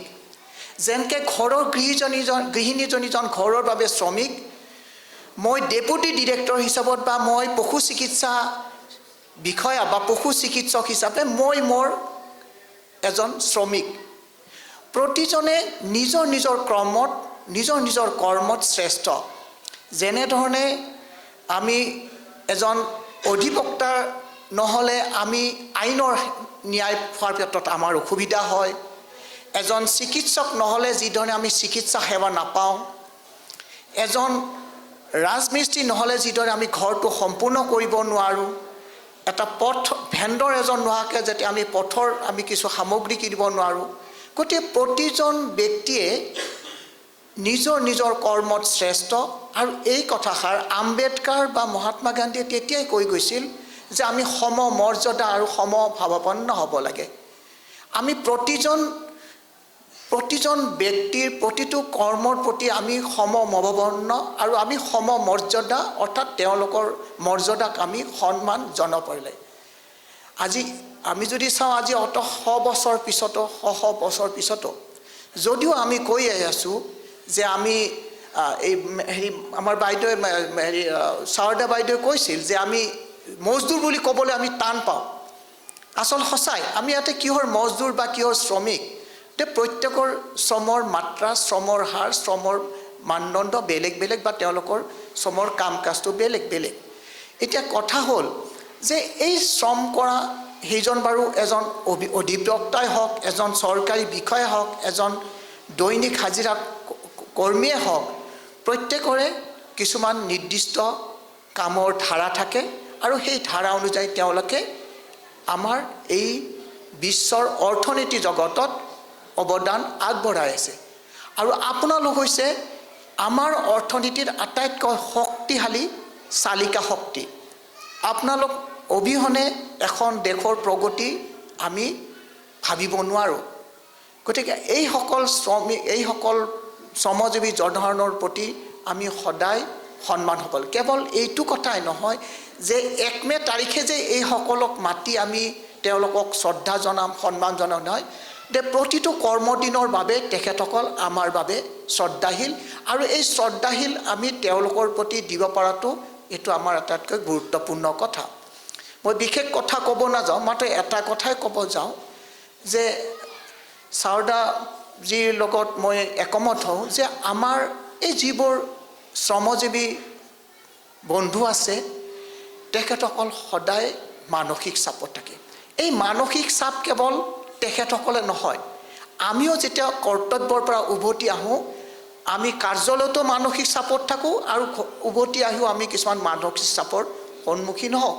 এই মানসিক চাপটো প্ৰতিটো পৰিয়ালৰ কাৰণে বেলেগ বেলেগ হ'ব পাৰে। মোৰ পৰিয়ালত, মোৰ অফিচত, মোৰ কাৰ্যালয়ত, মই ঘৰত মোৰ মানসিক চাপটো বেলেগ। ঠিক তেনেদৰে আমাৰ প্ৰতিজন ব্যক্তিৰ সেই মানসিক চাপটো বেলেগ বেলেগ। এতিয়া যদি আমি চাওঁ যে সম্প্ৰতি আমাৰ দেশত সংক্ৰামক ৰোগৰ পৰিমাণ কমি গৈছে, কিন্তু তাৰ সলনি আমাৰ বাঢ়ি গৈছে মানসিক চাপৰ কাৰণে কিছুমান বেমাৰ হৈছে, যেনেকৈ হাই প্ৰেছাৰ, উচ্চ ৰক্তচাপ, মধুমেহ বা ডায়েবেটিছ। গতিকে এই কথাষাৰৰ পৰা মই এটা কথাই অনুমান কৰোঁ বা আমি ভাবিব পাৰোঁ যে মানসিক চাপটো সকলোৰে আছে। যেনেধৰণে আপুনি কামৰ পৰা উভতি অহাৰ পিছত আপোনাৰ সেই সময়ৰ খং ৰাগখিনি কি হয়, সিহঁতে একত্ৰিত হৈ ঘৰখনত আহি পৰে। আৰু সেইকাৰণে আমি দেখিছোঁ যে বেছি সংখ্যক আমাৰ শ্ৰমিকজনকে এই মানসিক চাপৰ মুক্তিৰ কাৰণে মাদক দ্ৰব্যৰ আশ্ৰয় লয়। সেই মাদক দ্ৰব্যৰ আশ্ৰয় লোৱাৰ ফলত সেই শ্ৰমজীৱী লোকজনৰ বাবে তেওঁ মানসিক চাপৰ বাবে সামূহিকভাৱে বা সাময়িকভাৱে তেওঁ ৰেহাই পালেও সি এই পৰিয়ালটোত এক অতিৰিক্ত চাপৰহে সৃষ্টি কৰে। গতিকে ছাৰতে কোৱা মতে মই আপোনালোকক এটা কথাই অনুৰোধ কৰিব বিচাৰোঁ যে কামৰ পৰা যেতিয়া আপোনালোক নিজৰ সেইটো মোৰ ক্ষেত্ৰতো মই প্ৰযোজ্য, মই আপোনাক আমি হিচাপত কৈছোঁ যে আমি যেতিয়া কামৰ পৰা উভতি আহোঁ প্ৰত্যেকে সেই ঘৰখনত আহি পোৱাৰ পিছত অন্তত আমি 10 মিনিট সময় মনে মনে বা 10-15 মিনিট সময় আমাৰ নিজাকৈ আছুতীয়া ৰুম নাথাকিব পাৰে, কিন্তু মই বাৰান্দাত বহি যদি 10 মিনিট পৰা 15 মিনিট সময় যদি মই নিঃশব্দে মৌনতাৰে চকুটো মুদি পেলাই মই যদি এই পইণ্টটোক কপালৰ এই পইণ্ট, আমি কেতিয়াবা যিকোনো ক্ষেত্ৰত আমি সদায় কওঁ যে মূৰত কেতিয়াবা এনেকৈ ভাবোঁ, অৰ্থাৎ সদায় ভাবোঁ যে মোৰ ইয়াতে এটা চিন্তা শক্তিৰ এটা শক্তি এটা আছে, গতিকে মই কেতিয়াও এইটো গতিকে আমি যদি কাম কৰি উভতি অহাৰ পিছত এই কপালৰ এই পইণ্টটোক চিন্তা কৰিবলৈ যদি 15 মিনিট সময় নিঃশব্দে থাকিব পাৰোঁ, নিশ্চয় আমাৰ সেই দিনটোৰ মানসিক চাপ কিছু পৰিমাণে হ'লেও হ্ৰাস পাব। আৰু সেই হ্ৰাসে কি কৰিব, যে ঘৰখনত এটা আনন্দৰ বন্যা দিব পাৰে। আপুনি সেই মানসিক চাপত আহি পেলাই ঘৰত কিবা এটা পৰিবাৰে হওক বা গৃহিণীয়ে অমুক বস্তুটো নাই, হয়তো আপোনাৰ তৎক্ষণাত খং উঠিব পাৰে। আৰু সেই খংটোৱে কি কৰিব, সেই দিনটোৰ ইমান কষ্টৰ মাজত কাম কৰি অহাৰ পিছত আকৌ ঘৰখনতো যদি সেই শান্তিটো যদি মই বজাই ৰাখিব নোৱাৰোঁ, সি মোক অতিৰিক্তভাৱে এটা মোৰ সমস্যাৰ সৃষ্টি কৰে। গতিকে সমস্যা আমি নিজে কিছু পৰিমাণে আমি মিনিমাইজ কৰিব বা আমি নোহোৱা কৰিব পাৰোঁ। গতিকে মই আশা কৰিম যে আমি প্ৰত্যেকে যিসকলে কৰ্মৰত, সি যিকোনো ধৰণৰ কৰ্মতে জড়িত হ'ব পাৰে, অন্ততঃ আমি ঘৰত আহি পেলাই 10 পৰা 15 মিনিট, মই নিজেও 10 পৰা 15 মিনিট সময় মই অকলশৰে মই নিজৰ ৰুমত থাকি মই কথাৰ বতৰা নকওঁ। মই সেই 10-15 মিনিটতে মই দিনটোৰ সেই ৰাতিপুৱা 10 বজাৰ পৰা 5 বজালৈ অফিচৰ যিটো মোৰ চাপ, সেইখিনি মই সেই 10-15 মিনিটত মই হ্ৰাস কৰোঁ। আৰু সেই হ্ৰাস কৰি আহি মই পৰিয়ালৰ লগত মই ঘৰুৱা কাম কাজত বা ঘৰুৱা কৰ্তা বাৰ্তাত ফিৰোঁ। ঠিক আপোনালোকেও যে ঘৰৰ পৰা আহি গৃহিণীজনে যে মোৰ খং উঠি আহি কি আছে কি নাই সেইটো নহয়, আপুনি পোনপ্ৰথমে ঘৰৰ পৰা আহি পেলাই নিজকে চম্ভালি লওক, 10-15 মিনিট সময় মনে মনে থাকক, তাৰপিছত পৰিয়ালৰ লগত কথা পাতক, কি আছে কি নাই কি ৰান্ধিব। গতিকে তেনেধৰণে যদি আমি পাৰোঁ, আমি ঘৰখনতো এটা শান্তিৰ পৰিৱেশ দিব পাৰোঁ। আমি যেনেধৰণে কওঁ যে আমাক শ্ৰমৰ মৰ্যাদা লাগে, আমি ন্যূনতম আমাৰ দৈনিক আমি যিটো পাব লাগে প্ৰাপ্য পাব লাগে, আমি স্বাস্থ্য সুৰক্ষা পাব লাগে, আমি কৰ্মস্থানৰ সুৰক্ষিত হ'ব লাগে। এই গোটেইবোৰ দিশটো চোৱা চিতাৰ কাৰণে চৰকাৰ আছে, ইউনিয়ন আছে, আপোনালোকৰ সমস্যা আছে। সমস্যাবিলাক থাকিলে কি হ'ব, যে যিবোৰ সমস্যা আপোনালোকে ক'ব নোৱাৰে, আমি সেই গোটেই কি হয় যে শ্ৰম দিৱসৰ এটা কথা হৈছে ছলিডাৰিটি, অৰ্থাৎ আমি একত্ৰিত হৈ একবদ্ধ হৈ পেলাই আমি সংগঠিত ৰূপত থাকিব লাগিব। এতিয়া ফাঁচী বজাৰৰ মজদুৰ ইউনিয়নৰ আমাৰ যাদৱ ডাঙৰীয়া আছে, তেখেতসকলৰ মজদুৰবিলাকৰ সমস্যাৰ কথা তেওঁ বুজি সেইমতে তেওঁলোকে সমাধান পাব। এতিয়া এটা কথা হ'ল যে আমি যেতিয়া কৰ্ম থাকোঁ, বিশেষকৈ যিসকলে শ্ৰম দুবিধ আছে, এটা আছে বৌদ্ধিক শ্ৰম, এটা আছে শাৰীৰিক শ্ৰম। আমি এতিয়া কি কৰোঁ, আমি এতিয়া বৌদ্ধিক শ্ৰম মানে মই মগজুৰে কাম কাজ কৰি মই দৈনিক হাজিৰাটো পাই আছোঁ, মই বৌদ্ধিক শ্ৰম কৰি আছোঁ, মই মূৰটো আৰু কলমেৰে মই কাম কৰি মোৰ দৈনিক হাজিৰাটো মই লৈ আছোঁ। আৰু আপোনালোকে হয়তো শাৰীৰিকভাৱে কৰি আছে। এতিয়া শাৰীৰিকভাৱে কৰাৰ কাৰণে কি হয়, আমাৰ দৈহিক কিছু পীড়ন হয় যেতিয়া আপুনি 30 দিনৰ 28 দিনে যেতিয়া শাৰীৰিকভাৱে ব্যস্ত শাৰীৰিক কৰ্মত থাকিব কি হ'ব আপোনাৰ বিভিন্ন ধৰণৰ শাৰীৰিক পীড়ন হ'ব নেকি মাছুল পেইন মাংসপেশীৰ বিষ আঁঠুৰ বিষ অকালৰ বিষ মূৰৰ বিষ গলৰ বিষ এইবোৰ কি হয় যে আপোনালোকৰ কামৰ এটা নিৰ্দিষ্ট হেৰি থাকে ধাৰা থাকে যে যিসকলে ঘৰ বন্ধাৰ ক্ষেত্ৰত থাকে তেওঁলোকৰ কৰ্মটোৰ ধাৰণা বেলেগ তেওঁলোকে ইটা কঢ়িওৱা বা বালিৰ হেৰি কৰা এইটো কাৰণত তেওঁলোকৰ একঘেমীয়া কাম হোৱাৰ কাৰণে কি হয় তেওঁলোকৰ শাৰীৰিক সমস্যাৰ সৃষ্টি হয় আৰু এই শাৰীৰিক সমস্যাৰ যিটো পীড়া বা যিটো পেইন হয় যিটো গাৰ বিষ হয় সেইটো নিৰাময়ৰ কাৰণে তেওঁলোকে কি কৰে আবেলি উভতি আহি মাদক দ্ৰব্য সেৱন কৰি নিজকে সুস্থ বুলি প্ৰমাণ কিন্তু সেইটো ভুল ধাৰণা সেইটোৰ ক্ষেত্ৰত কি তেওঁলোকক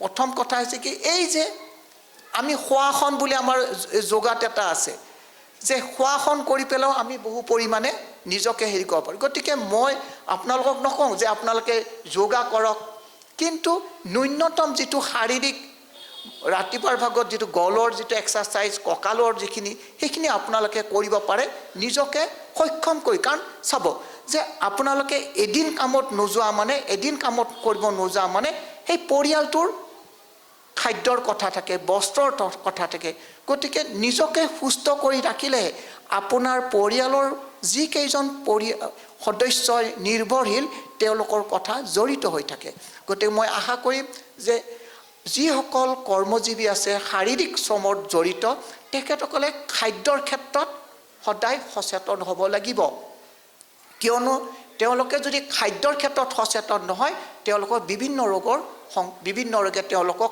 সংক্ৰমণ কৰে তেওঁলোকৰ ইমিউনিটি ৰোগ প্ৰতিৰোধী ক্ষমতা কমি যাব সেই গতিকে অন্ততঃ প্ৰতিদিনে আপোনালোকে একোটাকৈ মাংস নহ'লে কণী খাবৰ কাৰণে কাৰণ আপোনালোকৰ কাৰণে যিসকলে শাৰীৰিক শ্ৰম কৰে তেওঁলোকৰ প্ৰটিনটো আটাইতকৈ প্ৰয়োজনীয় কাৰণ প্ৰটিন যদি তেওঁলোকে নাপায় তেতিয়াহ'লে তেওঁলোকৰ ৰোগ প্ৰতিৰোধী আৰু শাৰীৰিক সক্ষমতাটো কম গতিকে মই ভাবোঁ আপোনালোকে গাখীৰ খাব নোৱাৰিলে আটাইতকৈ কম দামী হৈছে আমাৰ কণীটো গতিকে ন্যূনতম প্ৰটিন আপোনালোকে খাব তেতিয়াহে আমি শাৰীৰিকভাৱে প্ৰটিনৰ যিটো প্ৰয়োজন যিসকলে শাৰীৰিক শ্ৰম কৰে তেওঁলোকে সেইবোৰ কথা বিশেষভাৱে মন কৰিব গতিকে আমি চৰকাৰৰ বিভিন্ন ধৰণে যেনেকৈ আপোনালোকে মন কৰিব নিশ্চয় আপোনালোকৰ অটল অমৃত যোজনাৰ অধীনত 2 লাখ টকাকে পায় ভাৰত আয়ুষ্মান আছে এইবোৰ কাৰ্ড নিশ্চয় আপোনালোকৰ আছে আৰু এটা আপোনালোকক আজি কওঁ যিসকলে শাৰীৰিক প্ৰয়োজন তেওঁলোকে ই-শ্ৰম বুলি এটা আমাৰ এপ আছে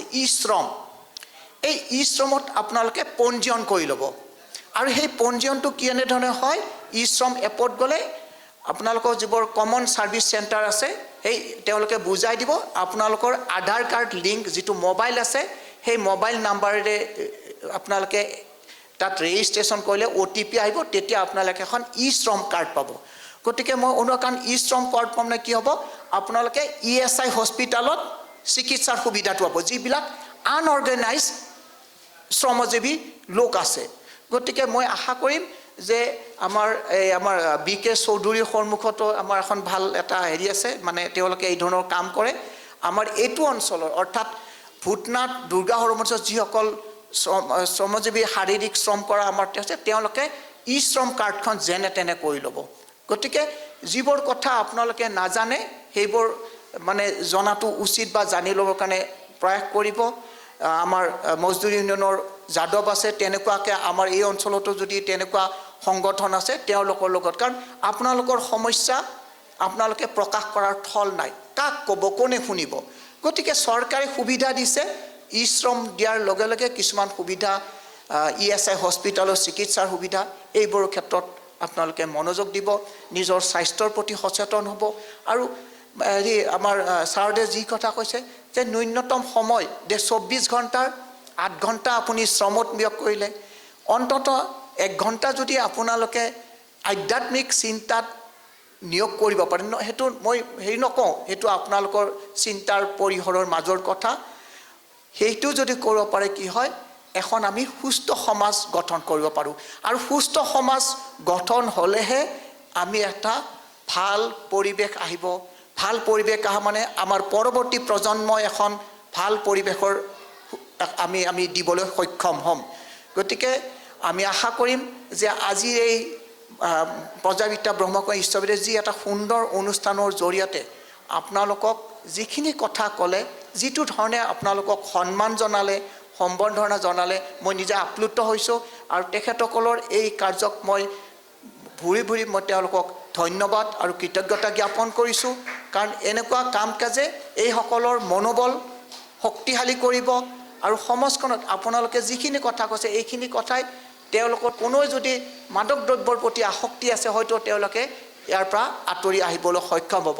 শেষত আজি এই পুণ্য দিনটোত আপোনালোক আটাইলৈকে মোৰ আন্তৰিক অভিনন্দন জনাইছোঁ। আপোনালোকে সুস্বাস্থ্য থাকক। এই সমাজখনক অতি শক্তিশালী কৰাৰ ক্ষেত্ৰত আপোনালোকৰ যিটো বৰঙণি, যিটো শ্ৰম, সেইটোক আমি সদায় শ্ৰদ্ধা জনাম আৰু শ্ৰদ্ধা কৰি থাকিম। আৰু আমাৰ ঈশ্বৰীয় ব্ৰহ্ম বিশ্ববিদ্যালয়ৰ সমূহ পৰিয়ালবৰ্গক মোক এই সুযোগকণ দিয়াৰ বাবে মই ধন্যবাদ জ্ঞাপন কৰিছোঁ। আশা কৰিছোঁ আপোনালোকৰ এই যিটো চিন্তা চৰ্চাই আমাৰ সকলো ধৰণৰ লোকক এটা নতুন চিন্তাৰ পৰিসৰৰ প্ৰচেষ্টাৰ ক্ষেত্ৰত আগবাঢ়ি যোৱাত সুবিধা হ'ব। ধন্যবাদ। ওম শান্তি। অসমীয়া বুজি পাব নে হিন্দীত ক'ব লাগিব? हिंदी को बोला। अच्छा कोई बात नहीं, मुझे भी इतना हिंदी नहीं आती है, आता है फिर भी टूटा फूटा, ठीक है। मुझे लगता है आप लोग को भी अच्छा हिंदी नहीं आता होगा, थोड़ा थोड़ा टूटा फूटा आएंगे, क्योंकि ज़्यादातर जो मैं देख रहा हूँ तो हमारे जैसा ही सब है। कोई बात नहीं।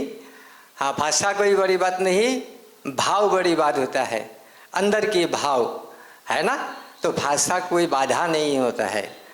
तो आइए आज देखिए, मेरे ख्याल से आप लोग के जीवन में किसी का 20 साल होगा, किसी का 30 साल, किसी का 40, 50 से ऊपर कोई नहीं होगा।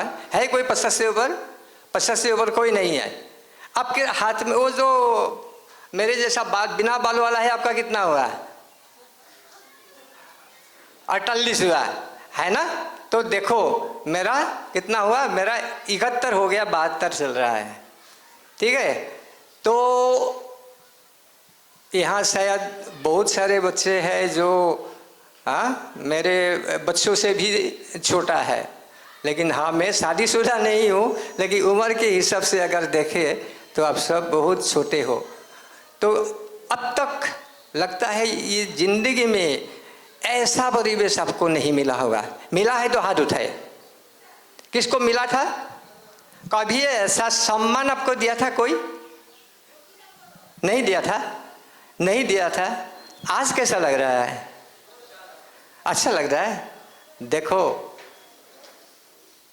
क्यों अब तक बहन जी ने और भाई जी ने भी और हमारे ये भाई भी सभी बता रहे हैं कि जीवन हमारा खुशहाल कैसे बने।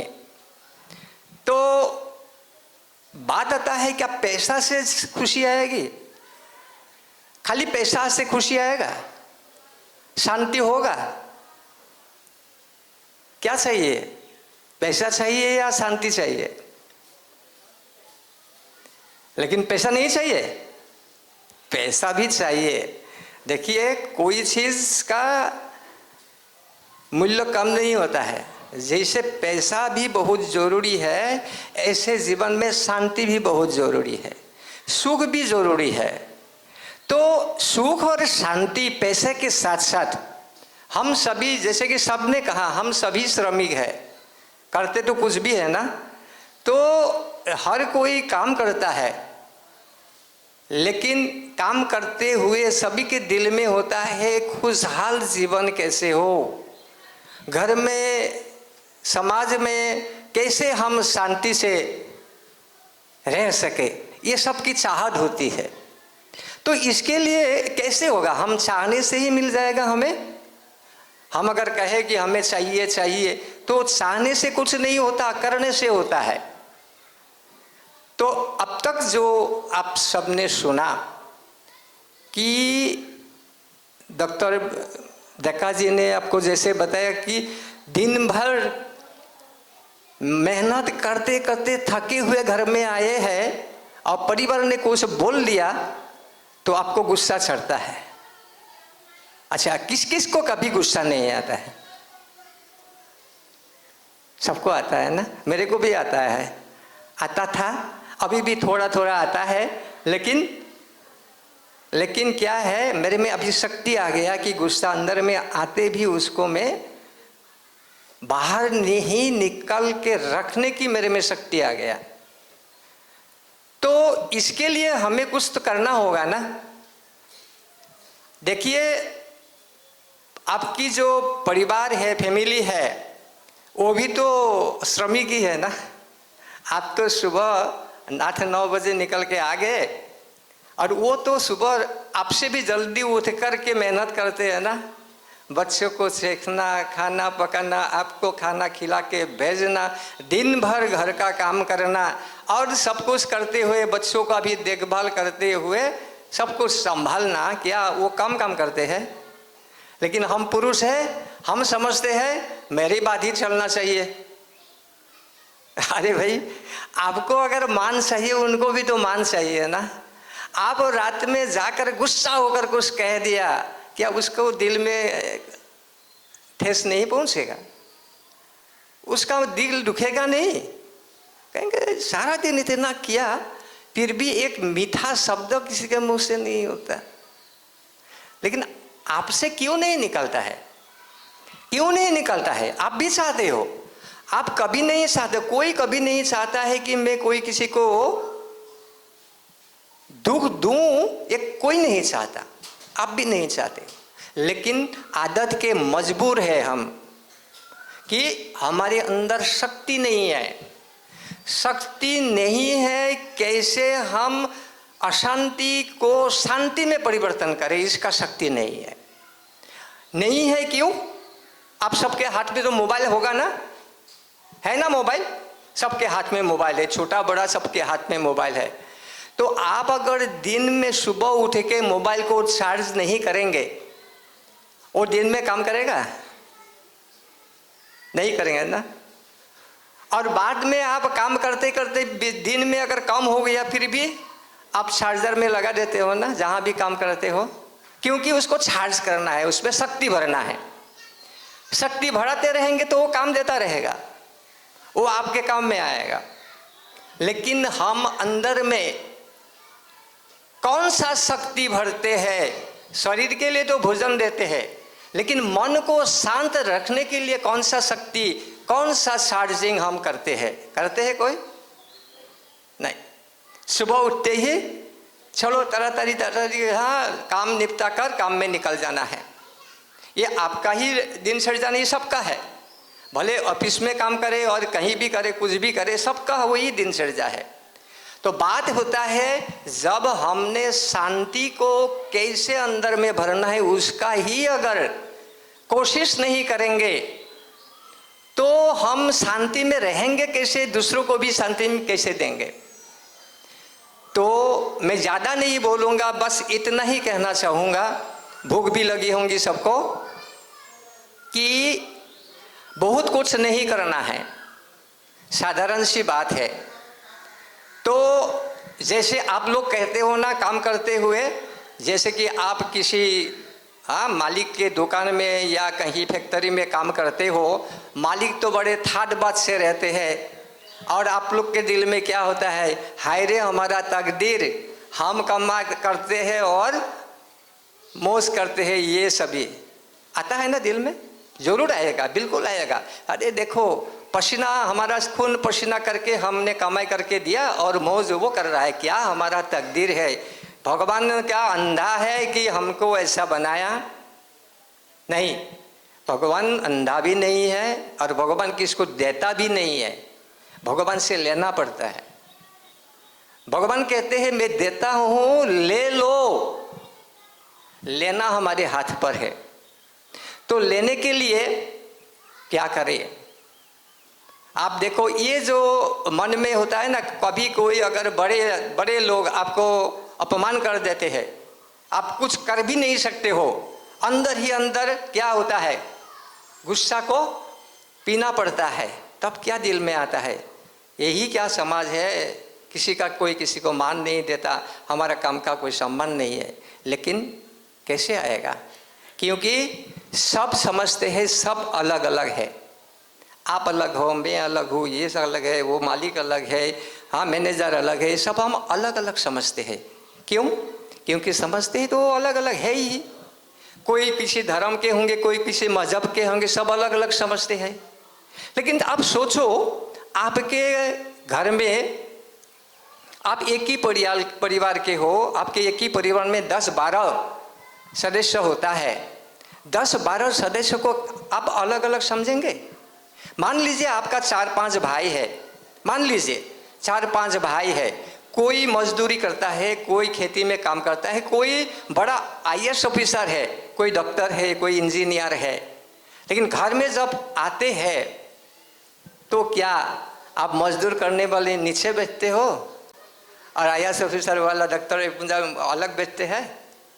क्या वो बैठने देंगे? आपको नहीं देंगे, क्योंकि समझते ही ये हमारे भाई है, अपना है।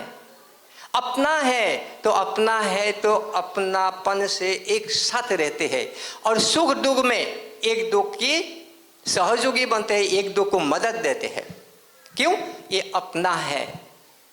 तो ये भी अपनापन, एक परिवार में अपनापन, बाकी दूसरा अपनापन भी है। अगर हम सोचे, जब हम कहते हैं, जैसे मान लो मंदिर में जाते हैं या मस्जिद में जाते हैं या गिरजाघर में जाते हैं, कहीं भी जाते हैं, तो बड़े ऑफिसर भी आएंगे, आप भी आएंगे और कोई भी आएंगे। आते समय उस समय किसी का अलग दिखाई देगा? सब बराबर दिखाई देता है।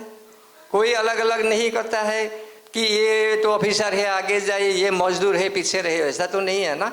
हिसाब से सबको आगे जब जिसको मिलना है ऐसा मिलता है, क्योंकि भगवान के घर में भेदभाव नहीं है।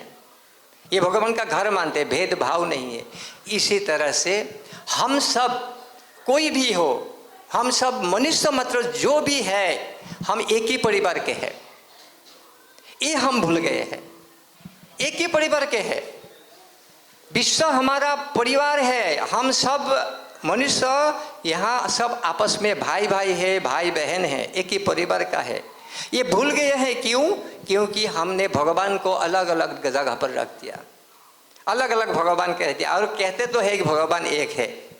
अगर भगवान एक है तो एक ही होना चाहिए, अलग अलग करके हम बांट दिया। क्यों अलग अलग बन गया?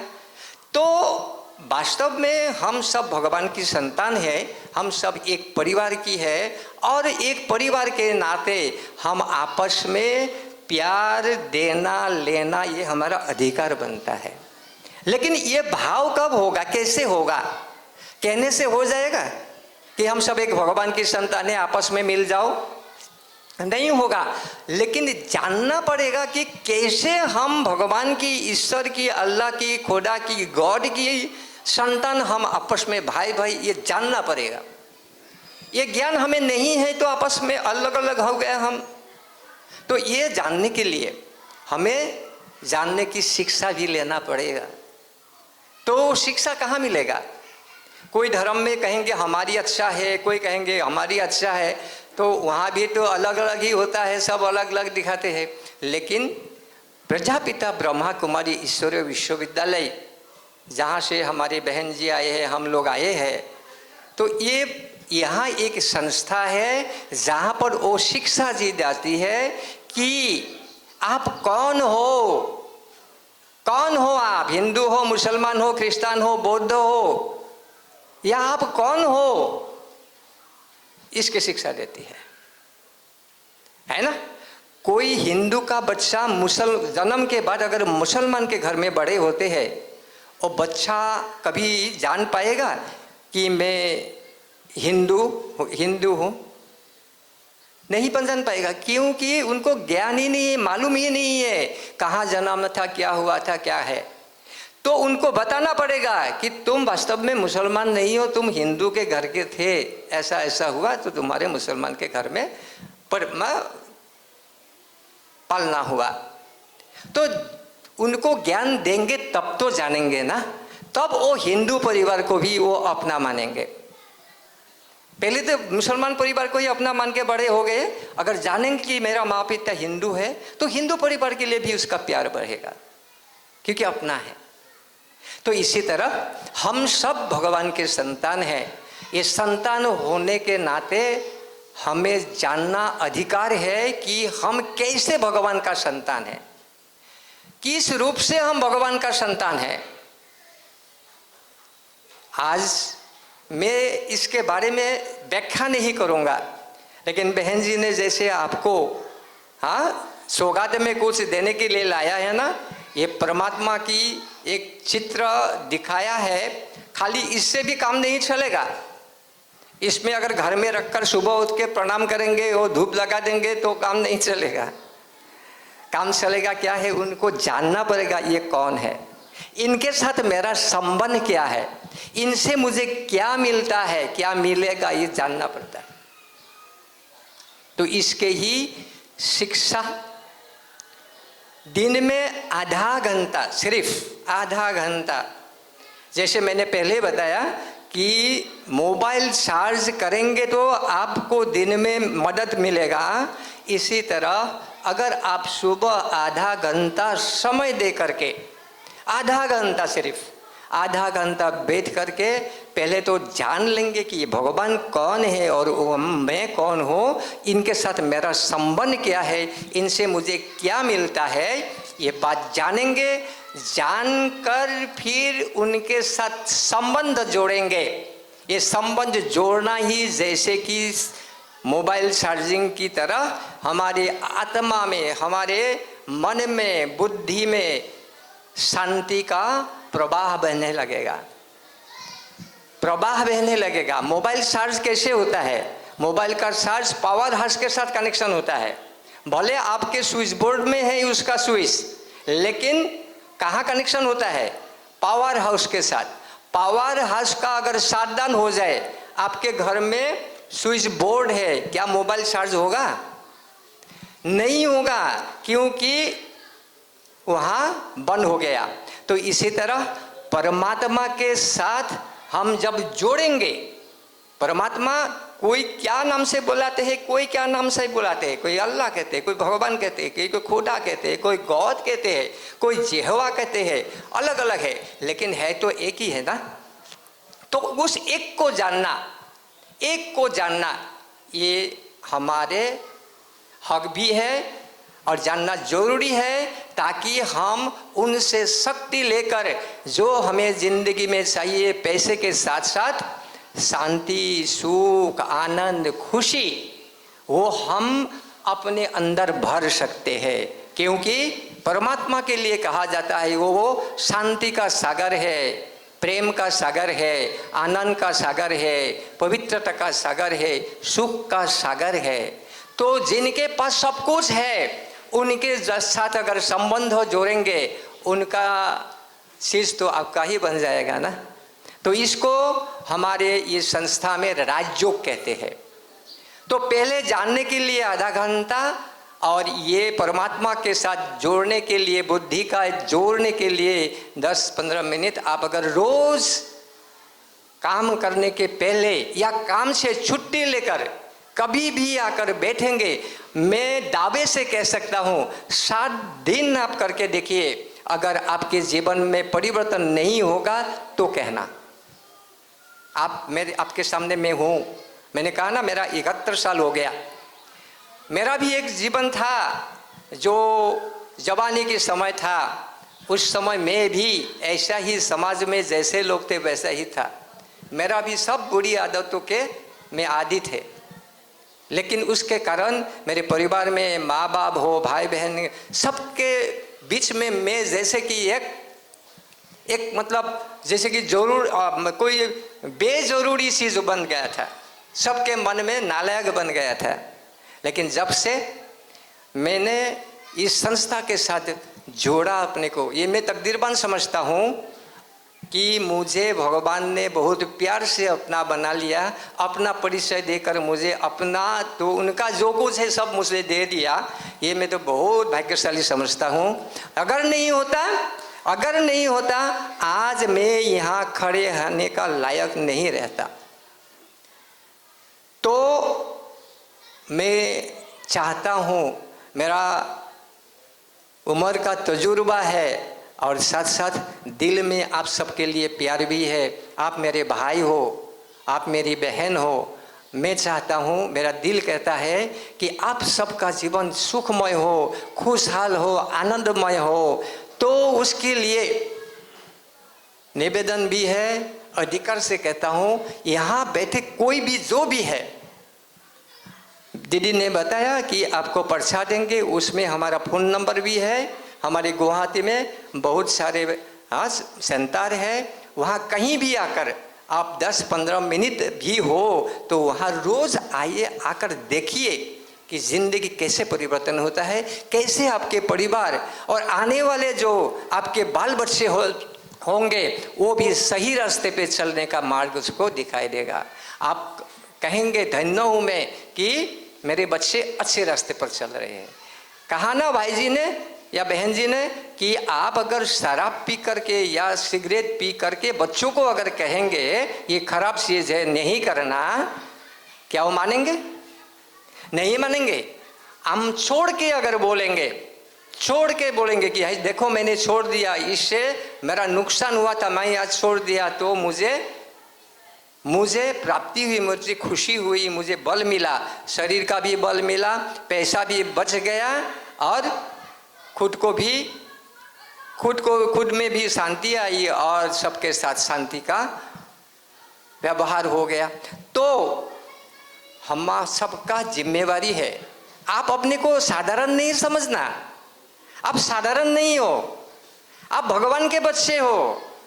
मंदिर में जाते तो आपको भगवान कहते हैं कि ये तो लेबर है, नहीं कहते हैं ना। मस्जिद में जाते हैं कहते हैं ये मजदूर है, इसको दूर रखो, कहते हैं?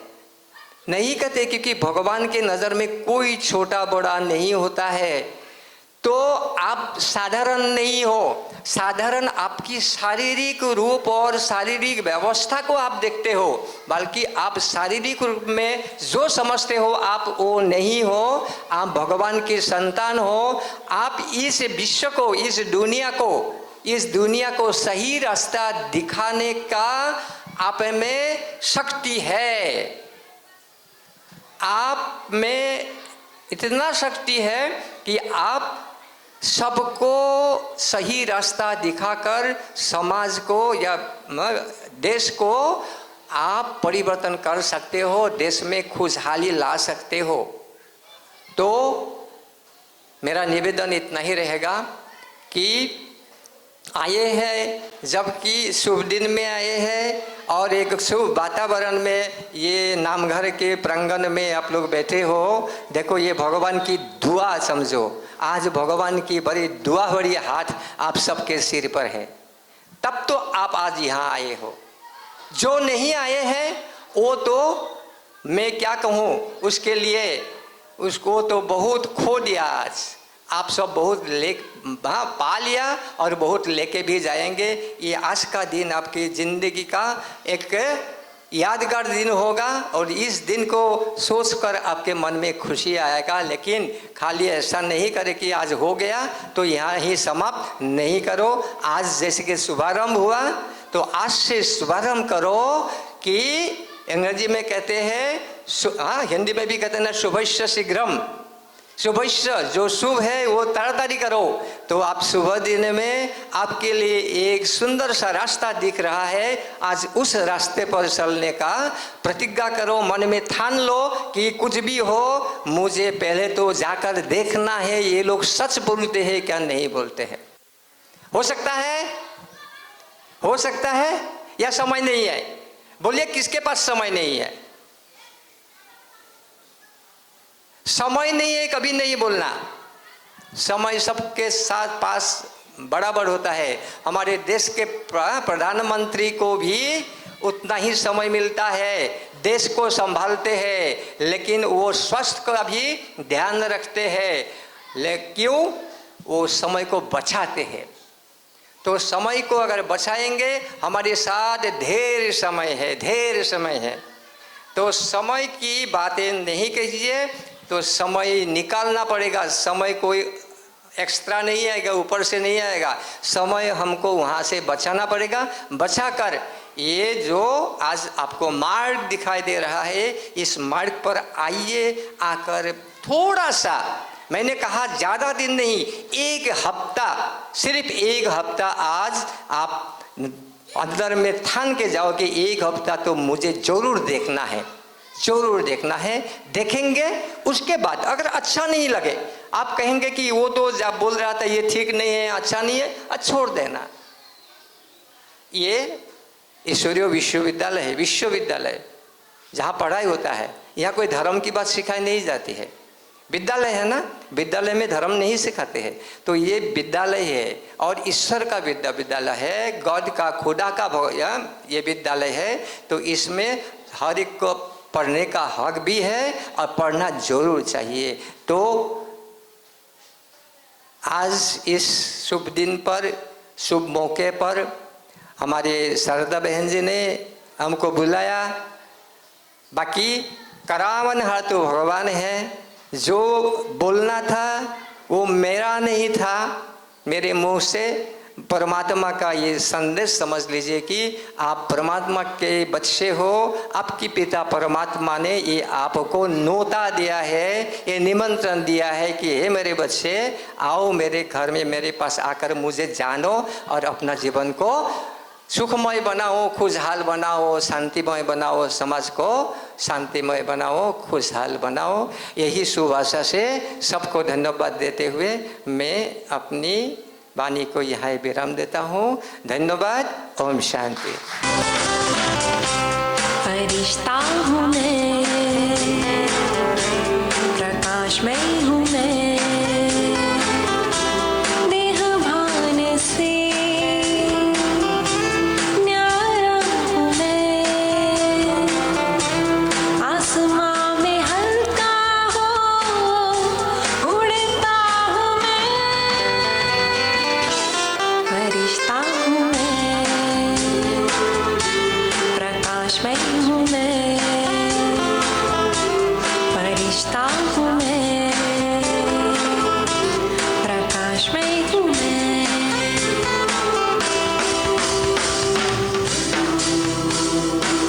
यादव जी को, जो ट्रेजरर फैंसी बाजार मजदूर यूनियन के हैं, मजदूर यूनियन के आर्थिक कार्यों की आप देख रेख संभाल करते हैं, तो आपके अनमोल वचन से हम सभी आनंदित होंगे। हेलो,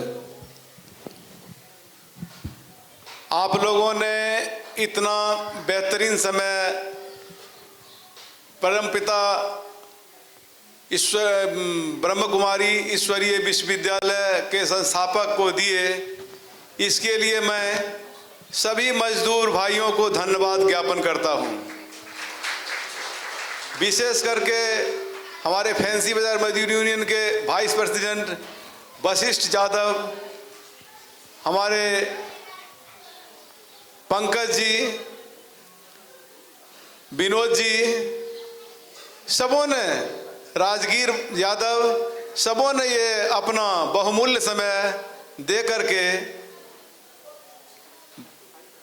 परमपिता ब्रह्म कुमारी ईश्वरीय विश्वविद्यालय के संस्थापक को जो अपना बहुमूल्य समय दिए, इनके लिए भी मैं बहुत खुश हूँ। और मैं इसमें देखा इनका जो ये ब्रह्म कुमारी ईश्वरीय विश्वविद्यालय के संस्थापक ने श्री दिनेश महतो से संपर्क किए कि मुझे मन है कि मैं एक बार फैंसी बाजार मजदूर यूनियन के सभी सदस्यों को मुझे सम्मानित करने का मौका दीजिए। महतो जी से इन्होंने संपर्क किए और महतो जी किसी कारणवश घर में रहने के कारण हमें फ़ोन किए और हमने आप लोगों से संपर्क करके यहाँ तक ले आए। और वो भी आते हमको आश्वासन दिए थे हम 29 तारीख को यहाँ पहुँच रहे हैं गुवाहाटी। उनको एक्सीडेंट हो गया गाड़ी में मोटरसाइकिल से, तो वो बोले हम मुंशी जी डॉक्टर के पास हैं, हम नहीं आने सकेंगे। तो ये हम देखा, ये जो संस्था है निस्वार्थ है। हमने कई संस्था देखा है और ये जो संस्था है निस्वार्थ है। ऐसा संस्था मैंने कभी नहीं देखा। इनके ऑफिस में मैंने गया तो स्वर्ग कहाँ है? कहीं नहीं है। स्वर्ग और नरक सब यहीं पर है। इनका ऑफिस में जाने के बाद आपको साक्षात लगेगा कि ईश्वर का निवास स्थान यहीं पर है, कहीं नहीं है। ईश्वर कहाँ है? आपके आत्मा में ईश्वर है। आपने मन को शांत कर लीजिए, आपको ब्रह्म स्वरूप जो है दिखाई देने लगेगा।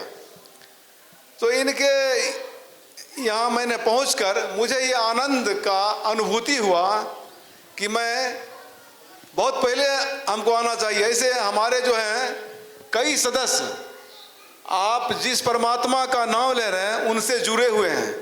सबसे एक नंबर में वशिष्ठ यादव का नाम आता है। ये 20 बरस से इस संस्था में हैं और ये ब्रह्म का पुजारी है और ब्रह्म को मानते हैं और इनका पूजा करते हैं। और इनका पिताजी भी थे और भी सदस्य हैं हमारे। आपका क्या नाम है? पुनीत जी। पुनीत जी भी हैं, ये मेरे रूम के बगल में रहते हैं। और भी कई सदस्य हैं जिनको ब्रह्म स्वरूप के बारे में ज्ञान है।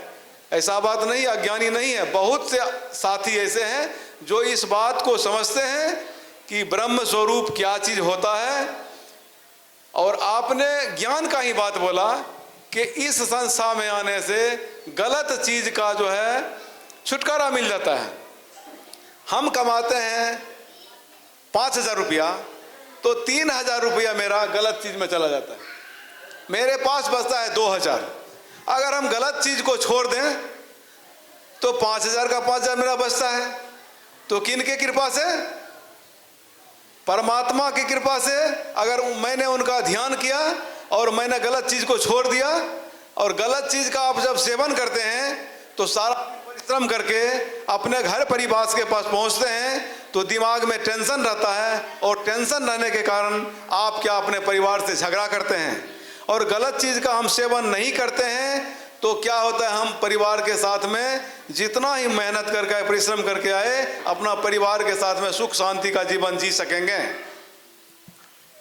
तो ये तो हमारे हो गए परम पिता परमेश्वर ब्रह्म कुमारी ईश्वरीय विश्वविद्यालय के ओर से। अब आज जो है मेरा ये हमको बोले, इनके संस्थापक हमको बोले कि हमको ऐसे मौका नहीं मिलता है, तो 1 मई को मजदूर दिवस है और उस दिन बहुत अच्छा सुनहरा मौका है। उस दिन जो है हम सभी मजदूर से रूबरू होना चाहते हैं और उनका फूल और गमछा से स्वागत करना चाहते हैं, ताकि मेरा मन और उनका मन दोनों का मिलन हो जाए।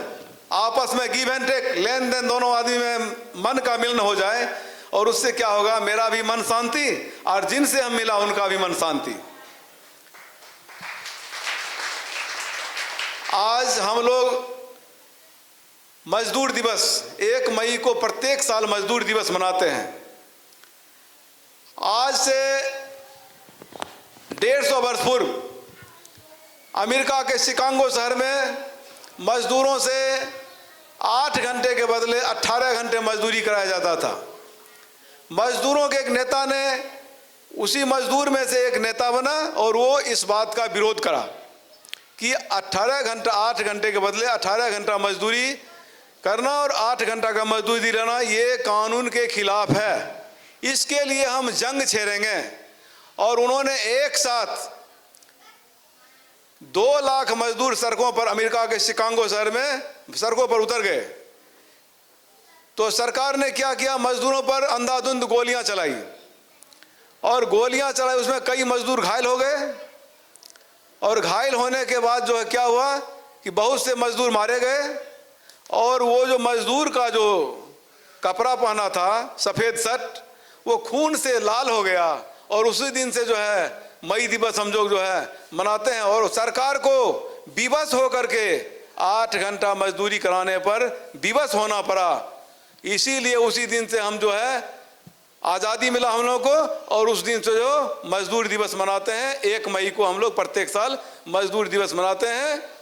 मैं पुनः परमपिता ईश्वरीय ब्रह्म कुमारी ईश्वरीय विश्वविद्यालय के संस्थापक एवं व्यवस्थापक एवं जितने भी हमारे सदस्य हैं, उनके संस्थापक हैं, व्यवस्थापक जितने भी हैं, मैं सबों का नाम नहीं कह सकता, लेकिन उन सभी को फैंसी बाजार मजदूर यूनियन की ओर से मैं तहे दिल से धन्यवाद ज्ञापन करता हूं। एवं हमारे बीच 2 सांस्कृतिक कार्यक्रम हुआ, वो हम लोगों को बहुत अच्छा लगा, इसके लिए मैं तहे दिल से उनको धन्यवाद ज्ञापन करता हूं।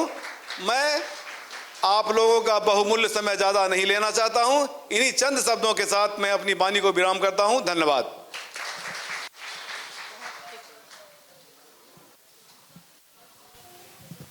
बहुत बहुत शुक्रिया अर्जुन भाई जी को भी, जिस तरीके से वो आप सभी को एक साथ लेकर एकजुट होकर चला रहे हैं, इसी तरीके से आगे भी चलाते रहे, यही शुभ भावना है हमारी।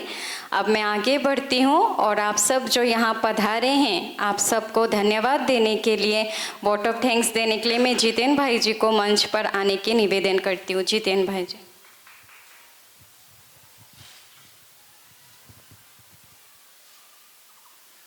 नमस्कार, ओम शांति। तो आखिर हम लोग जो कार्यक्रम है वो अंतिम स्टेज में आ गया। अभी सबको धन्यवाद देने के लिए हम यहाँ पहुँचे हुए हैं। तो पहले हम धन्यवाद करेंगे परमपिता परमात्मा शिव बाबा को, जिसका निर्देश से ये कार्यक्रम इतना सुंदर से हुआ।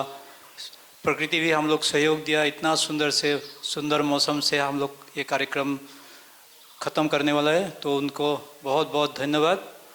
उसका बाद हम लोग का बीच में चीफ गेस्ट बैठा हुआ है डॉक्टर नयनजीत देगा। उनका इतना अमूल्य समय हम लोग को बीच में दे के हम लोग का ये अनुष्ठान बहुत अच्छा से चलाया, उसके लिए हम बहुत धन्यवाद ज्ञापन करते हैं। इनका बाद हमारा पास आया हुआ है हम लोग का बीच बीके मुनिंद्र भाई जी, तो उनका भी बहुत समय मूल्यवान समय दे के हम लोग का इतना अच्छा ज्ञान युक्त बात बोले, जिस द्वारा आप लोग सबको आशा करते हैं जीवन में अच्छा फल आएंगे, तो उनके लिए हम लोग धन्यवाद ज्ञापन करते हैं।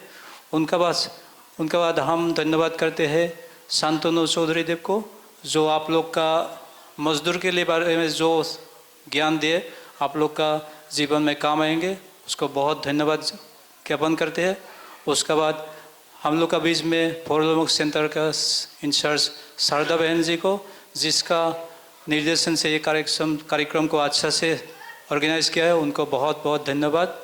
उसके बाद अर्जुन यादव, जो ये कार्यक्रम के लिए हम लोग का सहयोगी बने, बहुत उनका सहयोग से ये कार्यक्रम अच्छा से ऑर्गेनाइज हुआ, उसको बहुत धन्यवाद। उसका जो हम लोग का बस बोबी बहन, जो ये कार्यक्रम को अच्छे से चलाया, उसको बहुत धन्यवाद ज्ञापन करते।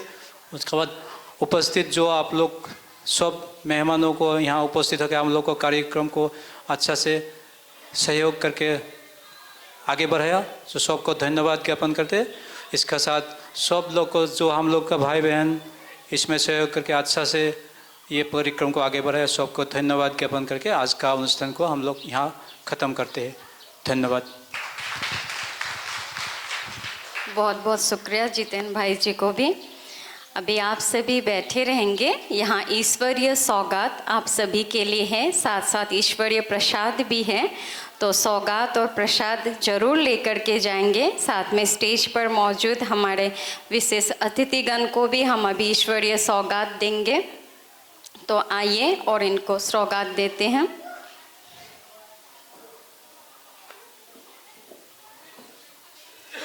आप सभी मज़दूर भाइयों के लिए इतना ज़रूर अंत में कहना चाहती हूँ कि ताजमहल तो सभी ने देखा है, सुना है ना। ताजमहल आज कितना प्रसिद्ध है, सभी उसे जाते हैं देखने के लिए, लेकिन उससे बनाया किसने था? उन मज़दूर भाइयों ने, है ना। तो हम उनके बलिदान को भी ज़रूर याद करते हैं। भले आपका नाम न्यूज़पेपर टीवी में ना आए, लेकिन आपके निस्वार्थ सेवा ये सभी देख रहे हैं। आप ना हो तो समाज ना चले, आपके बिना सब कुछ अधूरा। आप ऐसे आधुनिक हनुमान हो जो निस्वार्थ सेवा, जैसे हनुमान जी ने क्या किया था, संजीवनी बूटी लाकर लक्ष्मण को दिया, तो आप ऐसे हनुमान हो जब ज़रूरत पड़े, चाहे वो नर्स रूप में हो, चाहे वो ठेला चलाए, चाहे रिक्शा चलाए, चाहे बस चलाए, वो जैसी भी हो, लेकिन कैसी भी परिस्थिति में आप हमेशा लोगों की सेवाएं करने के लिए उपस्थित रहते हैं। तो आप सभी को बहुत बहुत धन्यवाद। उदार चरितानान्तु वसुधैव कुटुम्बकम्